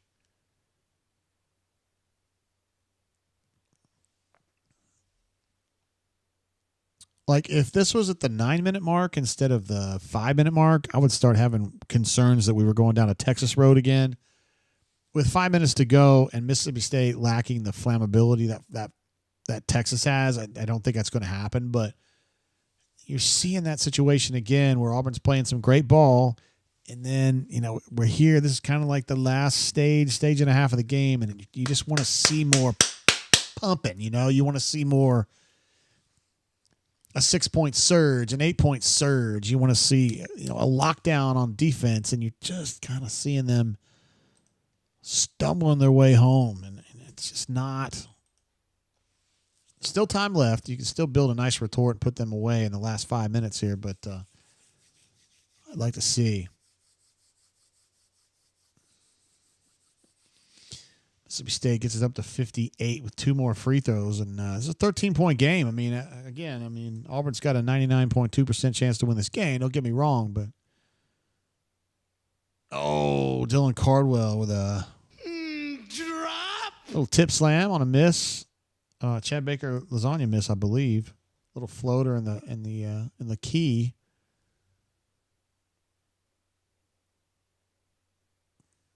Number 12, that is a tough shot. At number 3, gave it to Chris Porter right there. Golly.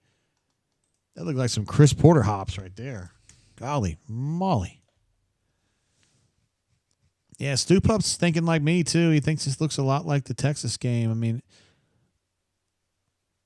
yeah, I don't know, man. Second chance points. Auburn is minus 12 right now. Jeez.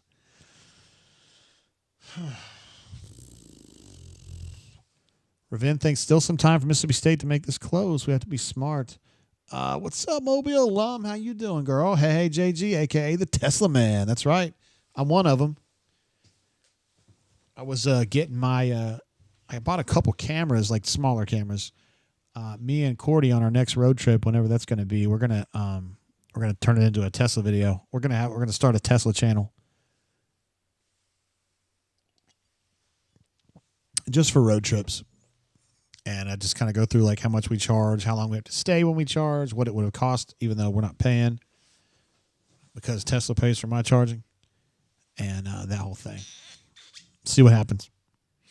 Just something else to do. Helps me stay sharp on my editing skills because I don't really have to edit too much for this stuff.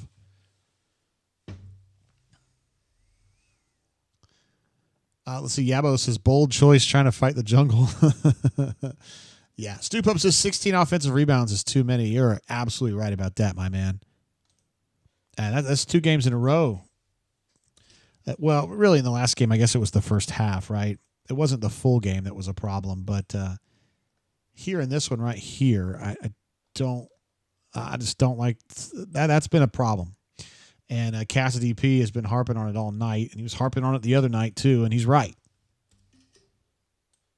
Now, even with Johni out, you think you're probably going to lose a little bit of ground in the rebounding battle, but you don't want to get crushed like this on the offensive glass. In Auburn's case, would be the defensive glass. You know what I mean? But 16 offensive rebounds is just nutty, man. Russell says, what did you buy? Model 3 X Plaid. I bought a Model 3 Performance 2024, which has essentially plaid acceleration. I get 0 to 60 in 3.1, I think. It's way too fast for me. But I am very responsible about how I accelerate, and I use full self-driving like 96% of the time on chill mode. So like I'm not a threat to accelerate too fast. Mobile Alum says, where's her bro? Chip. I don't know. I haven't seen him tonight. Sometimes he has to work at night. Rarely, but sometimes. Maybe that's what's going on. Or there's a multitude of things, whatever it is. But, he'd love to be here. I know that. Kanuman says his guess is that Chip is pushing drugs. That's one way to put it, yes. Rustin says Auburn's got to finish better. 100%. Yeah, that's an area. Excuse me, guys.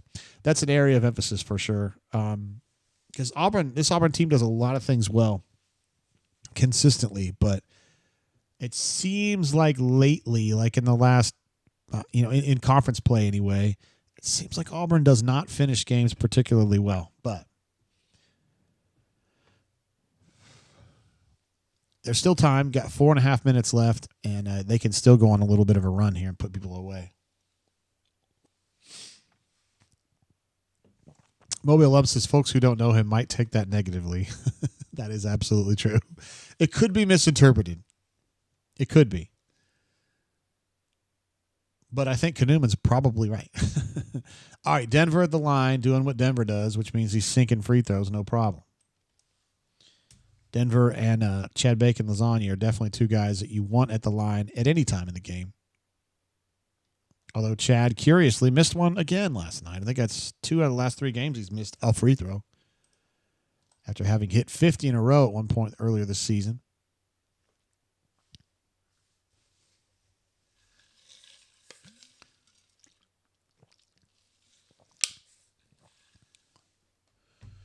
Mississippi State with a missed 3, and Auburn had a nice rebound there, nice defensive rebound that Denver Jones had. So I think at this point, Auburn really needs to just BP's like, calmly, let's just go about our business on the attacking end. We've got a 15-point lead. Let's just let him finish. It's best to just let him finish. MC Tigger wants to see Auburn bear down and get a stop. That would be terrific. What's up, Maine? How you doing, bro? Glad to have you here with us tonight. Thinks it's the foul calling. Been a little bit of a problem tonight. More so than Auburn's issues. I can see that. Got Denver back at the line, and he's got such a nice stroke there at the line. Great follow through. Great fundamentals. Mobile wants to know how I like the number 1 ranking. I don't hate it. Doesn't necessarily help me too much personally, but I sure do like covering an awesome basketball team that wins a lot. It's not my first rodeo. Having covered 3 consecutive Final Fours in the 90s. Why do they let number 4 just drive the lane like that? It's crazy. If you see a number 4 dunking like that at Auburn, it should be Chris Porter. But it's not that time. Mobile wants to know any news on Johni's time frame. BP is just completely resisting to talk about that. I said earlier, I think he'll be ready for Tennessee. Spicy P didn't really offer an opinion on that, but was just like, I think that's too early. I mean, he wasn't like trying to say, but he was like, I would be surprised if he was here that early or back that early. He's definitely going to play against Georgia, but I don't know. there's a week between the Georgia game and the Tennessee game, so that's kind of nice for Auburn and Johni specifically. So my thought was maybe he could come back from Tennessee. I don't think he's going to be gone that long.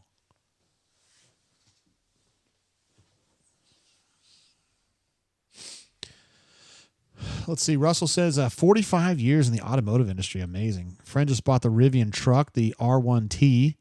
Several friends of Model 3's range will or should explode the next 2 or 4 years. Eye on the Aptera as my first EV. Yeah, I think the key, and you probably know more about this than I do, is that the dry cells, apparently, if they're able to get those ramped up to where they can be mass produced, that they can really add a lot of range. That would be sweet. My car right now, maximum range for mine is just a little over 300, which isn't a ton, honestly, but I really wanted a Model S, which gets 400, or a Lucid Air, which is more like 450, but financially it just wasn't quite there for me. There's a number that I don't want to spend more than to buy a car. I don't care what it is. Oh, Denver. Drop! And I got right up against it with this Model 3. I think that's about as nice as I can do. Really, really enjoying it, though. Let's see. Yabo says, it feels to be number one, especially coming off a less than enjoyable football season. Absolutely. I was talking to a dude yesterday today, I should say it. Hit that. Splash. Miles Kelly with another splash, and there we go, guys. All right, so there goes any concerns about kind of a soft finish have been quelled. Nice rebound from number 22, but he lost it. Auburn gets out in transition again. Oh, shit. That was an extremely ambitious alley-oop, but it goes down. Dylan did a hell of a job to finish that. All right, so Auburn's finishing this game strongly. No real problems here now. I wasn't trying to say that Auburn's going to lose. I was just saying you'd like to see him finish a little more strongly. And there goes one of their surges right here. Thomas Case's dill pickle. I like that.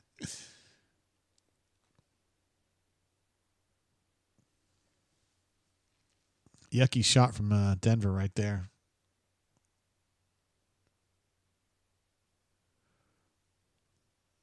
Are they going to call a foul Miles there?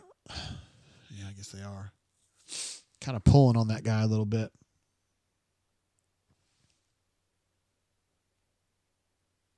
That alley-oop was absolutely dirty right there.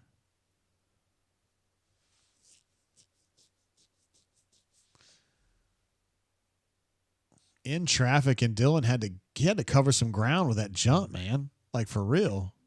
Yowzers. Wow. Wizard D says they just needed a 5-minute rest. Mobile alum says, I guess the guys heard you, JG. I said something about Kai earlier, too. Like, he hadn't impressed me, and then he immediately went through with, like, one of those up and under, like, finishes, reverse drives. I was like, uh-oh, he heard me. He heard me there. What are we doing on time? Let's see. How much time's left? 2 minutes? Something like that-ish. 2:14. Yeah, let's go ahead and get some fresh stats. Might as well. Maybe it's about time to get Presley P in there. Blake. Maybe get CJ in there. Kind of the human victory cigar. Auburn again. This is a really impressive performance overall for sure because, without Johni, you're just kind of wondering, like, there's a lot of pressure on specifically Chaney to stay in the game and be functional the whole way, which is tough, first of all, from a fitness perspective, but also a foul perspective. We still got 2 minutes to go. You'd think they probably pull Chaney now, but 33 minutes. He's got the 4 fouls, but he's still in the game, and he's played really credible, good defense. 4 blocks, although all 4 of them were in the first half, but I think his defense has been really good in the second half, too. It's not like he hadn't blocked shots, but he's been creating problems. He's been a headache for them for sure. I had a feeling Ole Miss was going to be a problem in this game. Just because I felt like this was an opportunity for them to kind of put their foot down and show that they're not paper tigers, so to speak, paper rebels.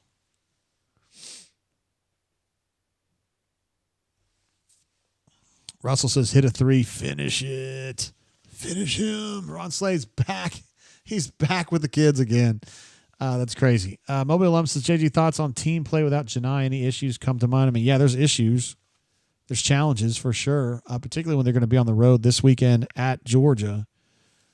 I think that'll be an even tougher battle. This game was just, I don't know, Auburn just, they had the 10-0 run to start, and then they kind of got wobbly, and it got down to like 4, and then Auburn had another big surge, and really it hasn't been it hadn't been close since then.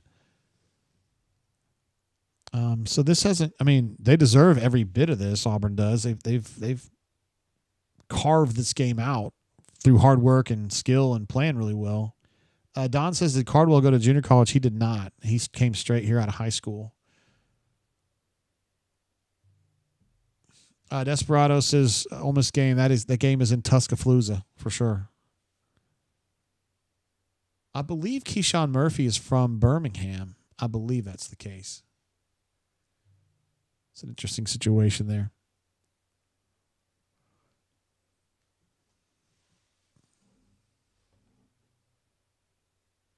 Damn, Mississippi State goes 0 for 2 at the line, and Auburn fans rejoice. T-Roy Tiger says, was it Kyle Davis who popped Ron Slade's headband in a loss at Beard Eves back in the day? I think it was. I haven't thought about that in a while. Sidney P says, ball don't lie.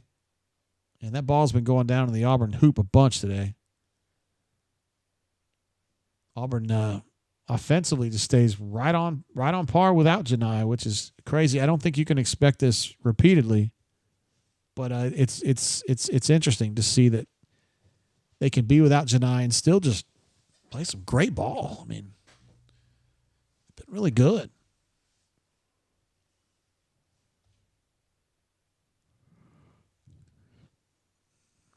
Yeah, Kyle Davis was a little plucky, wasn't he, Newman? He don't mind. He didn't really talk a lot, but he just got after you. A young man from South Georgia who played hard. Those boys from South Georgia always play hard. I don't know if you consider Columbus South Georgia, but that's where Chris Denson was from there. Obviously, Vaught Barber was from down that way.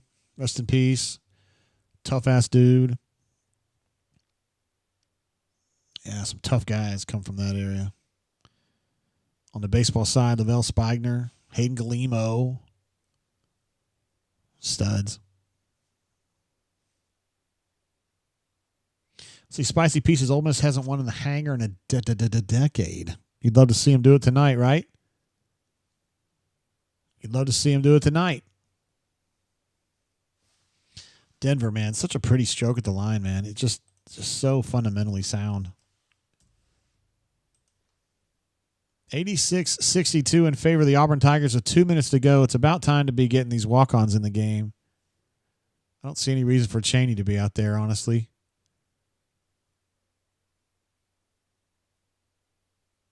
Too many starters in the game right now for me. You got a big game at Georgia coming up. This game is done, so bro.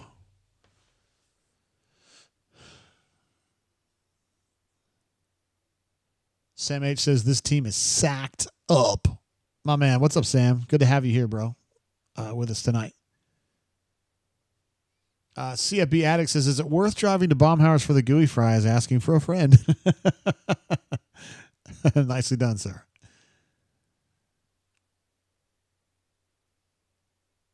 Cleveland Brown is begging for BP. Oh, goodness. Get him out. Come on, get him out of the game. There's no reason to keep doing this. That man has a family. There's just no reason for Auburn to have starters in the game right now. I'm sorry. Okay, here they come. You got CJ, Blake, Presley, and I'm not sure that other dude is. 22 he played really hard at practice yesterday. Oh, I can't talk about practice. That guy right there. I don't know his name, but he was playing hard at practice yesterday. But I wasn't at practice. I don't talk about practice.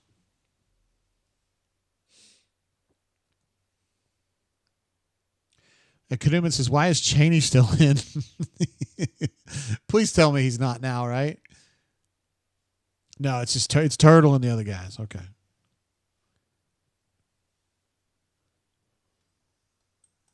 Let's see. What's up, Tim? Steve Mazziello time, CassidyP says, better be careful on how you write about it, though. My coworker at the Kentucky Colonel called him the super scrub. Should have called him a super sub or a human victory cigar. Would have been taken a lot better. We talking about practice? We talking about practice, man. We're not even talking about the game, the actual game when it matters. We talking about practice, man. Yabo, can't talk about practice because it's like a policy. BP, graciously, in my opinion, allows us to go to practice, but the rule is that you don't talk about what you see in practice, which is fair, in my opinion. But I think what he really means by that is he don't want us like saying, oh, Miles Kelly was 7 of 8 from 3 today, or that Auburn was working on cutter concepts off high screens. He doesn't want that kind of stuff. But if you say, hey, man, the number 22 dude, I don't know who he is, walk on, played like a mofo in practice yesterday. Like, I don't think he minds that. That's not what he's worried about. Or talking about Presley Patterson with that drive right there and the stuff he does in practice. He don't care about that. He doesn't mind those guys getting some love and adulation. That looked like some shit JG would have done right there. Turn around, throw the ball up, and it just hits the backboard and touches nothing. That seems like something that I would absolutely do. My man Hayden jumps in with a super chat. Look at this guy. What a stud. Well, that was fun, JGT. We'll give him a clap for that. It is fun. Desperado says Pegues is done. The thing about JP is you don't even want to put him in right now. Like, it's just kind of like, that's a big hat. It's almost like disrespectful to put him in now. I don't know. Like with the walk-ons and shit. I know Turtle's out there, or he was. Yeah, he still is. He's kind of serving his penance, I guess. But that was a nice little move by number 3. All right, they're going to tell him to stop this.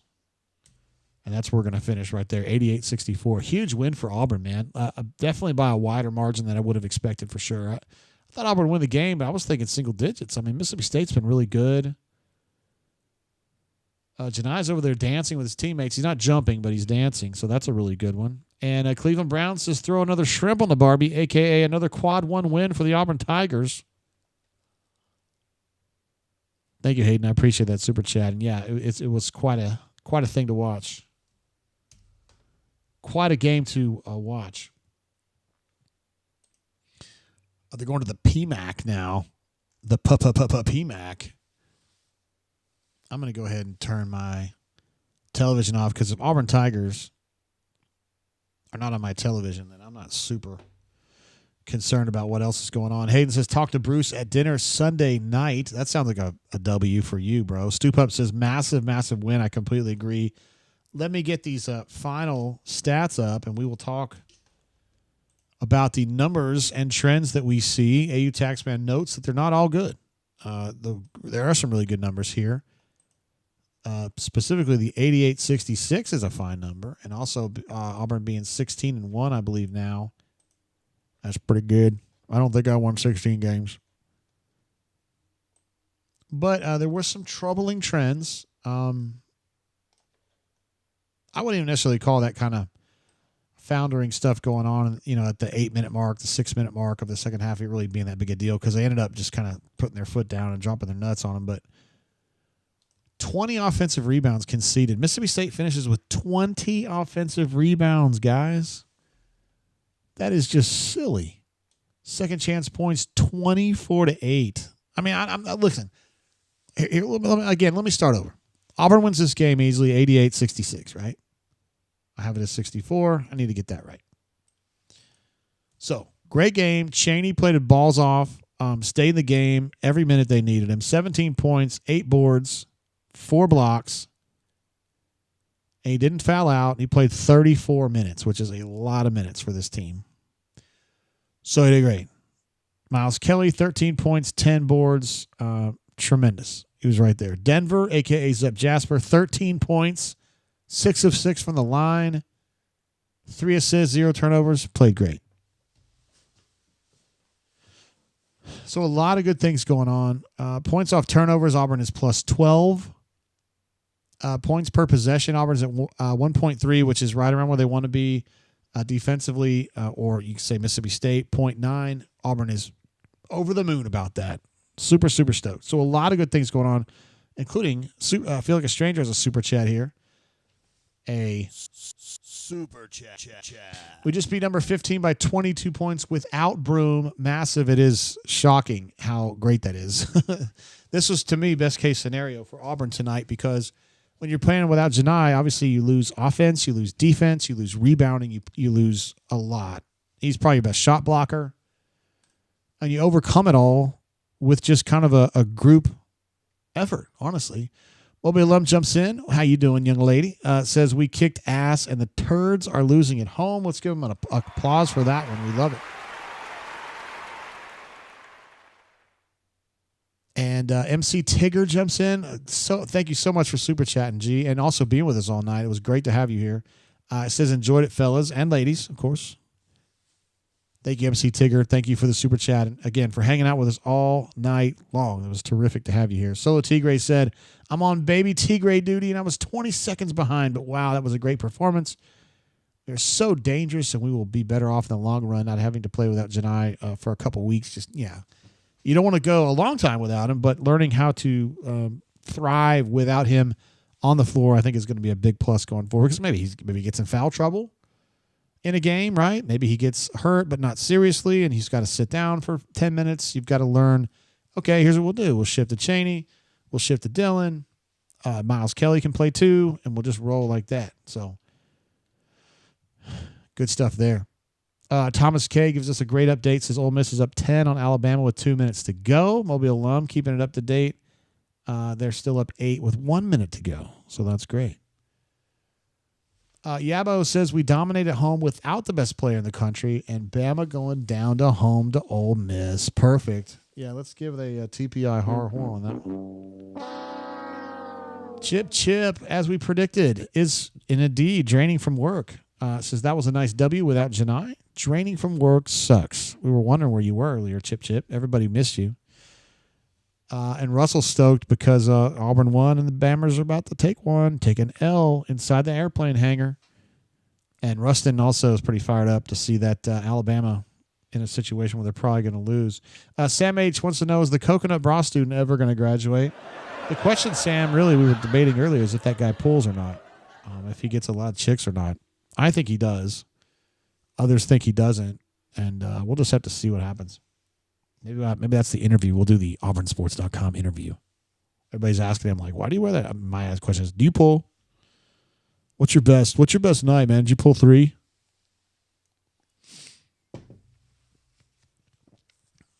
We could like to have number 19 help me with that interview too. He'd be good.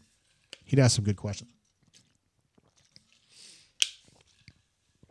I think he would. Yamo says, I wonder if Aiden knows how gross he looks in Bammer gear. What a goober.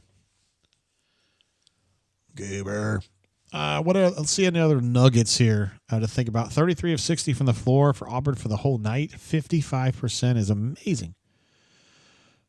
10 of 24 from three-point range. That's 42%. And that's actually off where they were earlier in the night. They shot 50% for most of the night from 3, so they tailed off there at the end, but it doesn't really matter.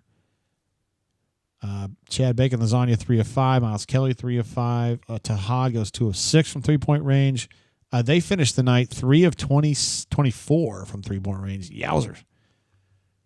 They're not a terrible three-point shooting team either. And then the number that bothers me, 20 offensive rebounds for Mississippi State is crazy. They finished with 42 boards. Auburn gets 30. And I don't know, that just kind of pisses me off a little bit. 9 assists and 10 turnovers. If I was an Auburn person, I would be a little dismayed by that rebounding number. But there's other good ones. 5 assists and 16 turnovers from Mississippi State. They are not happy about that. And that is largely, almost entirely, a function of Auburn's defense. individual man-to-man defense was all over the place tonight. They pressured him high, pressured him low, and did a particularly nice job, I think, down low, just absorbing pressure without fouling. And that's something you got to do when you're down Johni. Cheney's got to stay in the game longer. Dylan's got to stay in the game longer. And they were up to the task. I don't think Dylan could have done this 2 years ago, maybe even early last year. But he can now. 6-point game. And a T-Roy Tiger as to whether the coconut bra guy pulls. He says, yeah, I pull pud, bro. Good answer, my man. T-Park jumps in with another super chat tonight. We love him. Now, that is the number one team in the nation, playing like the number one team in the nation, baby. War Damn Eagle JGT. This is for you, T-Park. My man. Thank you for that. And, yeah, they played great, considering Johni wasn't with him. Well, he was there. You know what I mean? Wasn't on the floor. And they just did all the little things that we talked about that they had to do. You got a rebound, which they didn't do greatly, but they shot the ball well. They passed the ball well. Defensively, they absorbed pressure well, did not get into foul trouble. But boards are a problem, like Russell pointed out. A Taxman was talking about this earlier. Cassidy P was talking about it earlier. You just got to do a little bit better. But as D. Lucky mentions, the best rebounder and passer were out tonight. Numbers were worse than expected, but good enough. Like the final number wasn't bad, was it? 88-66. I think we're all satisfied and good with that. But, yeah, some of the passing numbers are bad. 9 assists for Auburn on 33 buckets is just really, really low number for Auburn. Usually that number is like 60%. So however many buckets they have, take 60% of that number. That's usually how many assists they have. I can't do the math that fast, but this is more like 20%.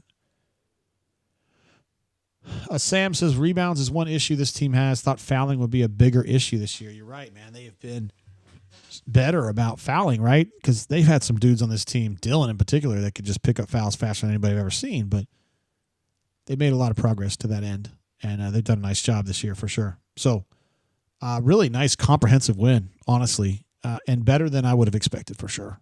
I figured Auburn could win this game by 6, 8, 9, 10, something like that. And really this game, it got down to 15, and we were like, I don't know, guys. Like with about 5 minutes to go, and then Auburn went on another run. And they probably had 4 of those tonight, those little mini bursts where they score 6 or 8 points in 45 seconds, and it just hurts so bad when you're the other team and you just get popped like that. It's like, damn, we were just making progress, and then it's all gone. So that's just the way it goes sometimes. Russell says, oh, well, on to Athens for a neutering of strays. I love that, going over there to a Stegeman Coliseum, a.k.a. the Ron Jacuzzi. Probably the worst. Is it the worst gym in the league now? It's either that or Mississippi State are the worst gyms in the league now. Yeah. It's pretty bad over there. Let's see. Cassidy P wants to know who has the scout for the Athens game. I'm trying to guess based on what's going on at practice. Yeah, I'm guessing Stephen Pearl has that one. Stephen Pearl or Ira. Because it would be coaches that weren't super loud in practice the other day, so that would be Stephen. Like Chad's been pretty loud in practice, so that's probably not going to be Chad. Well, Burgo used to be one of those kind of on and off guys, but he's always talking now. So I don't know. I would say that Stephen Pearl's probably got the scout on that one. Him or Ira. Or maybe both. Maybe they both worked on that one. Let's see. Knuman says Mississippi State, the hump is like a slightly worse version of BEMC. Yeah, I think that's fair. It kind of looks like it. It's like a short. It's not as tall as BEMC, but it has that kind of round thing going. Kind of reminds me of the old. BEMC was more like the Tad Pad at Ole Miss, although Ole Miss is in a new stadium now. I don't know how long it's been open, maybe 6 years, something like that. Ben wants to know my prediction on the Georgia game. I'm concerned that Auburn's going to lose that game. I think that's going to be like a Super Bowl for Georgia. I think they've been better. Auburn has trouble at Georgia a lot of the time.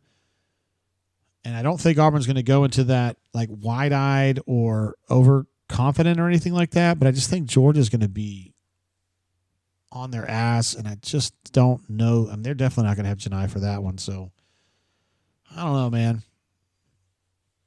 I think Auburn might lose that one. And you know, they really need to get Johni back for Tennessee because the Vols are tough. I mean, I'm not telling you anything you don't know already, but Stu Pup says, I'm really scared about that Georgia game on Saturday. See, Stu Pup knows basketball too. So it makes me feel better when somebody like Stu Pup, and if Cassidy P says the same thing, or Crocodile, if he ends up coming in, you know, if you guys are scared about that Georgia game, it makes me feel better because I am. I look at that and I think it's going to be a real problem.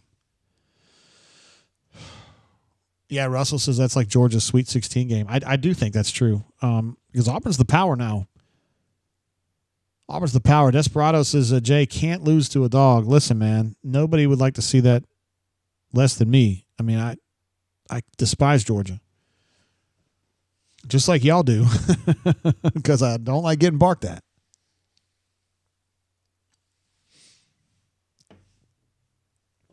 Ravin notes that Wes Flanagan, the man, the GOAT, one of my all-time favorite people, holding down the bench. He is at Ole Miss now, coaching for whom he considers his mentor, Chris Beard. And a gesture out of nowhere. This is Mike White wears Bruce Pearl underwear. Oh, man. Let's see. Desperado says Ole Miss has got a 7-point lead now. That's good. 21 turnovers for Alabama tonight, so they're hating that. And Kanuman says Stegman gets surprisingly loud at times. Also, that is where I had one of my great celebrity meets, which was Kenny Rogers, the gambler I met at Georgia in 97 or 98 when I was covering Kentucky. He was sitting front row to see Kentucky at Georgia. This is back when Kentucky was the power. And what struck me about Kenny Rogers is, first of all, he's very handsome. And second of all, he wore a lot of chains. And he's the gambler, man. The gambler. Coward of the county. Love will turn you around. Lady. Like, I mean, we talk about that guy in the coconut bra. If he can pull, dude, Kenny Rogers pulled. That guy's in the Hall of Fame for pulling. What a stud. D Lucky says it won't be an ambush. At least we saw what Georgia is capable of already. Absolutely, this is not one of those situations where Auburn's like, oh God, I didn't know they were good. They know they're good. We know they're good, and BP knows they're good, and those players know they're good. They don't suck anymore.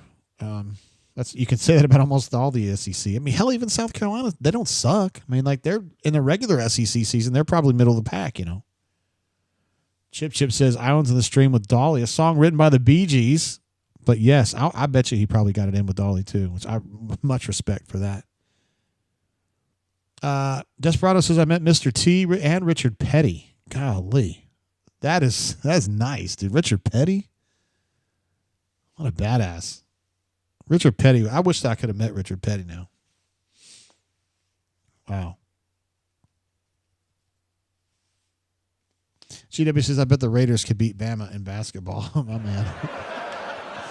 And Sam H says Coleman is clearing out. You decorated my life, Melee. Another outstanding tune from Kenny Rogers. Thank you for that. Decorated my life. Oh, what a stud. I remember I watched that USA for Africa documentary about a year ago or whenever it came out. And Kenny Rogers was there again. And guess what? When he's sitting there singing, there's a bunch of chicks around him. Kim Carnes and Cyndi Lauper and whoever else, man. And I'm not saying it's necessarily the highest quality, although I think Kim Carnes is, but, you know, whatever. Jester says, great sports night. And what he means by that is Auburn W, Bama L. Now, if you could just get the Georgia L, that'd be even better. Yabo feeling the same thing. What a great night, he says. My man. So Ole Miss got it done. With those kind of snazzy-looking uniforms. Looked a lot more like electric blue than the usual powder blues. Kind of a different tinge, maybe. Melee says Lionel Richie wrote Lady. He absolutely did. That is 100% true. I've heard Lionel Richie joke about, not personally, but I've read that the song Lady, which he wrote and produced, actually, paid for a house. That's what he said. So Also, Chip making a joke that I think a lot of the kids would not get when he says Kenny made a mean bird too. Those corn muffins, talking about Kenny Rogers Roasters, the restaurant that was kind of big in the southeastern part of the United States, probably in the 90s and maybe into the early 2000s. It's pretty good, man. T Park says Kenny Rogers used to live next to my uncle in Atlanta. I don't know how his plastic face hasn't fallen off. Well, he's dead now, so. And Ravin, on that note, says the gambler's still pulling. I'm telling you, man, the guy just had a real charisma about him. You could just tell. I mean, the guy, unbelievable. I mean, the gambler, dude, the gambler. I've met Bo Jackson, and I still was taken over by the gambler. Bo freaking Jackson. Met Tim Apple. Met Tim Apple because of Christy Malzahn. That was nice. Auburn graduate Tim Apple, I should say. Jill Arrington, had lunch with Jill Arrington.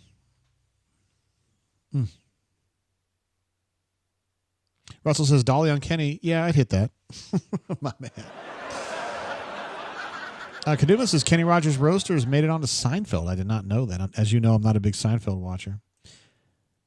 Oh, Brandon J says, My Love with Lionel Richie and Kenny Rogers. Love that song. Did he sing? Was Kenny Rogers on My Love? My love. Just thinking about you, baby. Desperado says Bo Jackson is one of the greats. Oh, yeah. Oh, hell yeah. Like, Bo Jackson to me is like, he's Tecmo Bo to me. Because, like, I didn't grow up an Auburn fan. I was living in California and Oklahoma at the time. So I wasn't, like, super taken over by Bo Jackson, really, until he became the Nike spokesperson. Then everybody was just, like, smitten with him. So that's kind of how I got in with Bo Jackson. And I, like everybody else who played video games, people my age that play video games, I love Tecmo Bo, and that guy's the badass. So that's that. Jester says, what's the latest on Todd Golden? All I can tell you on him is the dude's coaching his balls off. Florida's really, really good. And your question may be like, hey, man, what about that weird situation where he was, like, stalking people? Like, I don't know. I know that in the world of sports, when you win a lot of games, sometimes things like that disappear, don't they? So we'll be curious to see how that goes down. Brandon J says, yes. Kenny Rogers sang backup on My Love, which is a great song. Let's see. Melee says, my mom's hairdresser growing up was the spitting image of Kenny Rogers. Wow. I bet he pulled too. Although, hold on. Let me back that up. Usually a guy hairdresser is probably, you got at least a 70% chance of him being gay. So in that case, well, he still would be pulling though, wouldn't he? He just wouldn't be pulling girls. And I can only speak to my high school situation, but the gay guys in my high school pulled, like, they were always hanging out with the hot girls too, which I realized wasn't really helping them a lot, but it was still hot. Let's see. Desperado says, Jill Arrington. I did not know this one. She is seriously beautiful. Yes. Like literally the kind of hot where I have a hard time speaking. And when I say I had lunch with her, that's kind of playing it up a little bit. We were at Georgia. I was with Lori Dan. I used to cover Auburn for the OA News. And me and Lori and Jill kind of sat together and had lunch at Georgia for an Auburn at Georgia game. Technically, yes, I was having lunch with her. But it's not like I called her up and said, hey, I'd like to meet you over here at the bar. And she came over. It wasn't like that. But anyway, I was hanging out with her. And she was, to this day, the hottest woman I've ever seen in my life. Like, personally. Unbelievable. Stoop Up says, don't date the girl who cuts your hair. Pro tip, would not happen to me. The girl who cuts my hair is about 20. No. Yeah, she's like 26. Definitely not my genre. Definitely not my genre. But although my wife doesn't cut my hair, but if she did, I would probably still do her.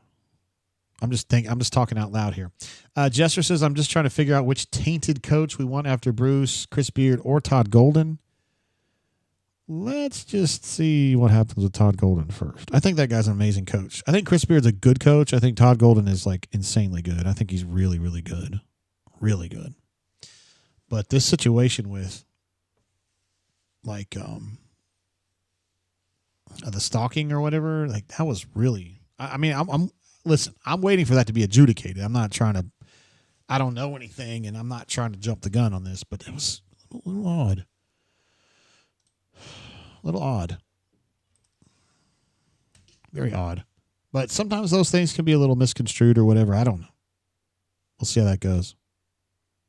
Russell says Katie George was hot in my college years. Isn't she the one that's like young right now?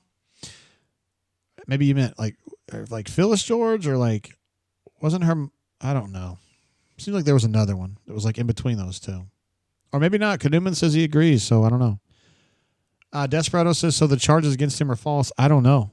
I really just I know the same as you do, and you may know more than me. I don't keep up with it. If it's not Auburn, I don't really keep up with it very much. I'm kind of myopic like that, you know. It's kind of the way it goes. What else we got to do? Anything else we got to chew on with this Auburn basketball game? The bottom line is that despite some rebounding issues, Auburn shot the ball lights out tonight.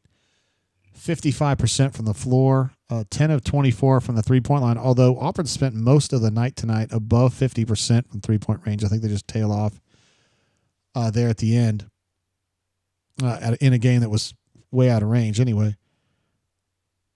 Auburn had an unusually low assist to buckets ratio tonight. 9 assists on 33 buckets, which is crazy, crazy low.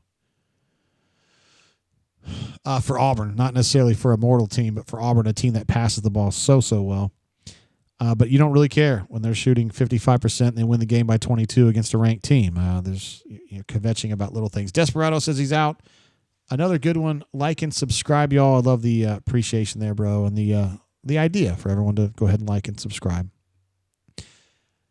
We appreciate that. Mobile alum does note that Walker Kessler's girlfriend won Miss America. She's an Auburn student. That is all true. And I'm glad that he is the guy dating Miss America because he's cool as shit, and he's smart, and he's a good basketball player, and he's humble, and he's quirky, and he's funny, and I love Walker Kessler. He's great.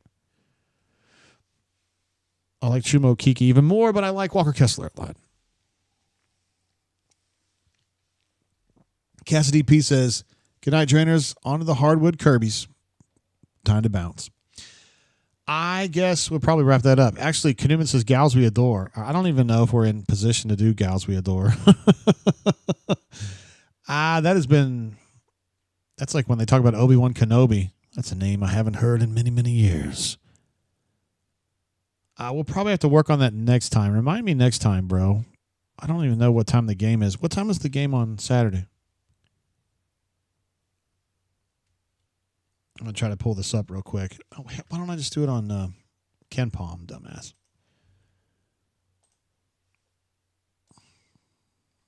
All right, Auburn, Georgia is going to be a 1 o'clock. So noon, high noon Central Time, 1 o'clock for our friends in the Eastern Time Zone. It's going to be on the SEC Network.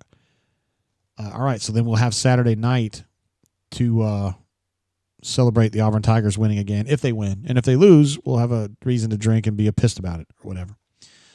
Auburn played great tonight, though. Good golly. Super, super good. The next game after that's going to be Tennessee, so they're going to have a week before that on the 25th, and that's going to be a Saturday night game, 7:30 tip. This is the Tennessee game, so I'm not trying to confuse you about the Georgia game. This is the Tennessee game. It's going to be 7:30 on main ESPN. That's going to be wall to wall, and then after that, it's going to be a midweek game against LSU in Baton Rouge, 6 o'clock on the SEC Network. So kind of looking down the road. LSU and Arkansas are tangling right now. I'd expect Arkansas to win that game. Phyllis George is what Russell said. Yeah, that's what I was thinking. Yes, Phyllis George. Thumbs up 100% on that one. Mobile alum asks, who's winning the title on Monday? Unfortunately, I got to say Ohio State, even though I don't like Ohio State very much, and I think Ryan Day is a creep. But and I am Catholic, so I'm always conflicted because as a Catholic, I'm supposed to like Notre Dame, but I don't. I just don't like Notre Dame very much. I mean, I like what they stand for, I guess, as a school, but the teams, like, I just don't like them. My daughter hates them. She really hates. She thinks those uniforms are ass, and I think they're kind of cool, but I'm more of an Auburn, Penn State kind of guy. Really, I like this the static stuff. You know, like I think Oregon. I'm glad that Oregon does what it does, you know, so that they can be loud and obnoxious like that. But I like the classic uniforms where you just keep the same shit over and over again. I like that. I like that. Phyllis George. I remember that, Russell. She was part of the NFL crew back in the 80s. Yeah, for sure. I think, if I'm not mistaken, that she was either hooking up with or married to the governor of Kentucky. I believe that's the case. You might want to look that one up. Not that I'm making you. Just saying, I think that might be true. What does this mean? D Lucky says, no need to be greedy. We got a double eagle, time to drink, and head to bed. Oh, he's talking about just Auburn in general. All right, we'll probably wrap it up there. Again, we have got the next game is going to be Saturday at noon Central Time. Russell says Stegeman smells of Huddle House and PBR. Man, it's been there. All right, so we'll see you on the stream again Saturday at noon when Auburn takes on the hated Georgia Bulldogs inside the jacuzzi. That is a reference from the mid-'90s, I guess late '90s, when Ron Jerson was the head coach there, I should say. Mega Tiger jumps in with a late super chat, but we love it just the same. Says this team is pretty good. $1 to Gus. I like what they're doing. I told you guys Bruce is pretty good now. Mega Tiger, thanks for jumping in here late. I didn't see a chat. You may have just been sliding in because you were celebrating the win, or maybe you were at work, or you were doing something much better with your life, which I certainly wouldn't hate on. We spent a lot of time talking about Kenny Rogers tonight, and not just his restaurant, but also his ability to pull. Kanuman says, great show as always. It wouldn't be great if you weren't here, bro. You went wire to wire today, and I appreciate it very much. I'm Bailey5 here as well. Says, Alabama lost. It's a good night. It is a damn fine night. Some stuff you love to hear. Auburn wins. Alabama loses. Aiden Holloway has to go home and cry because he lost at home. Now his girlfriend doesn't like him. Hey, man. Shit happens. Maybe you should have stayed at Auburn and been the new JPP. I'm just saying. All right, I'll wrap it up there, guys. We'll see you on the stream on Saturday. I will see you guys, of course, on the bunker inside of auburnsports.com every day, all day long, because that's kind of what I do, and maybe that's what you guys do, too. I hope so. I know I see a lot of you guys there anyway. Anyway, peace and love. Thanks for hanging out. See you on Saturday.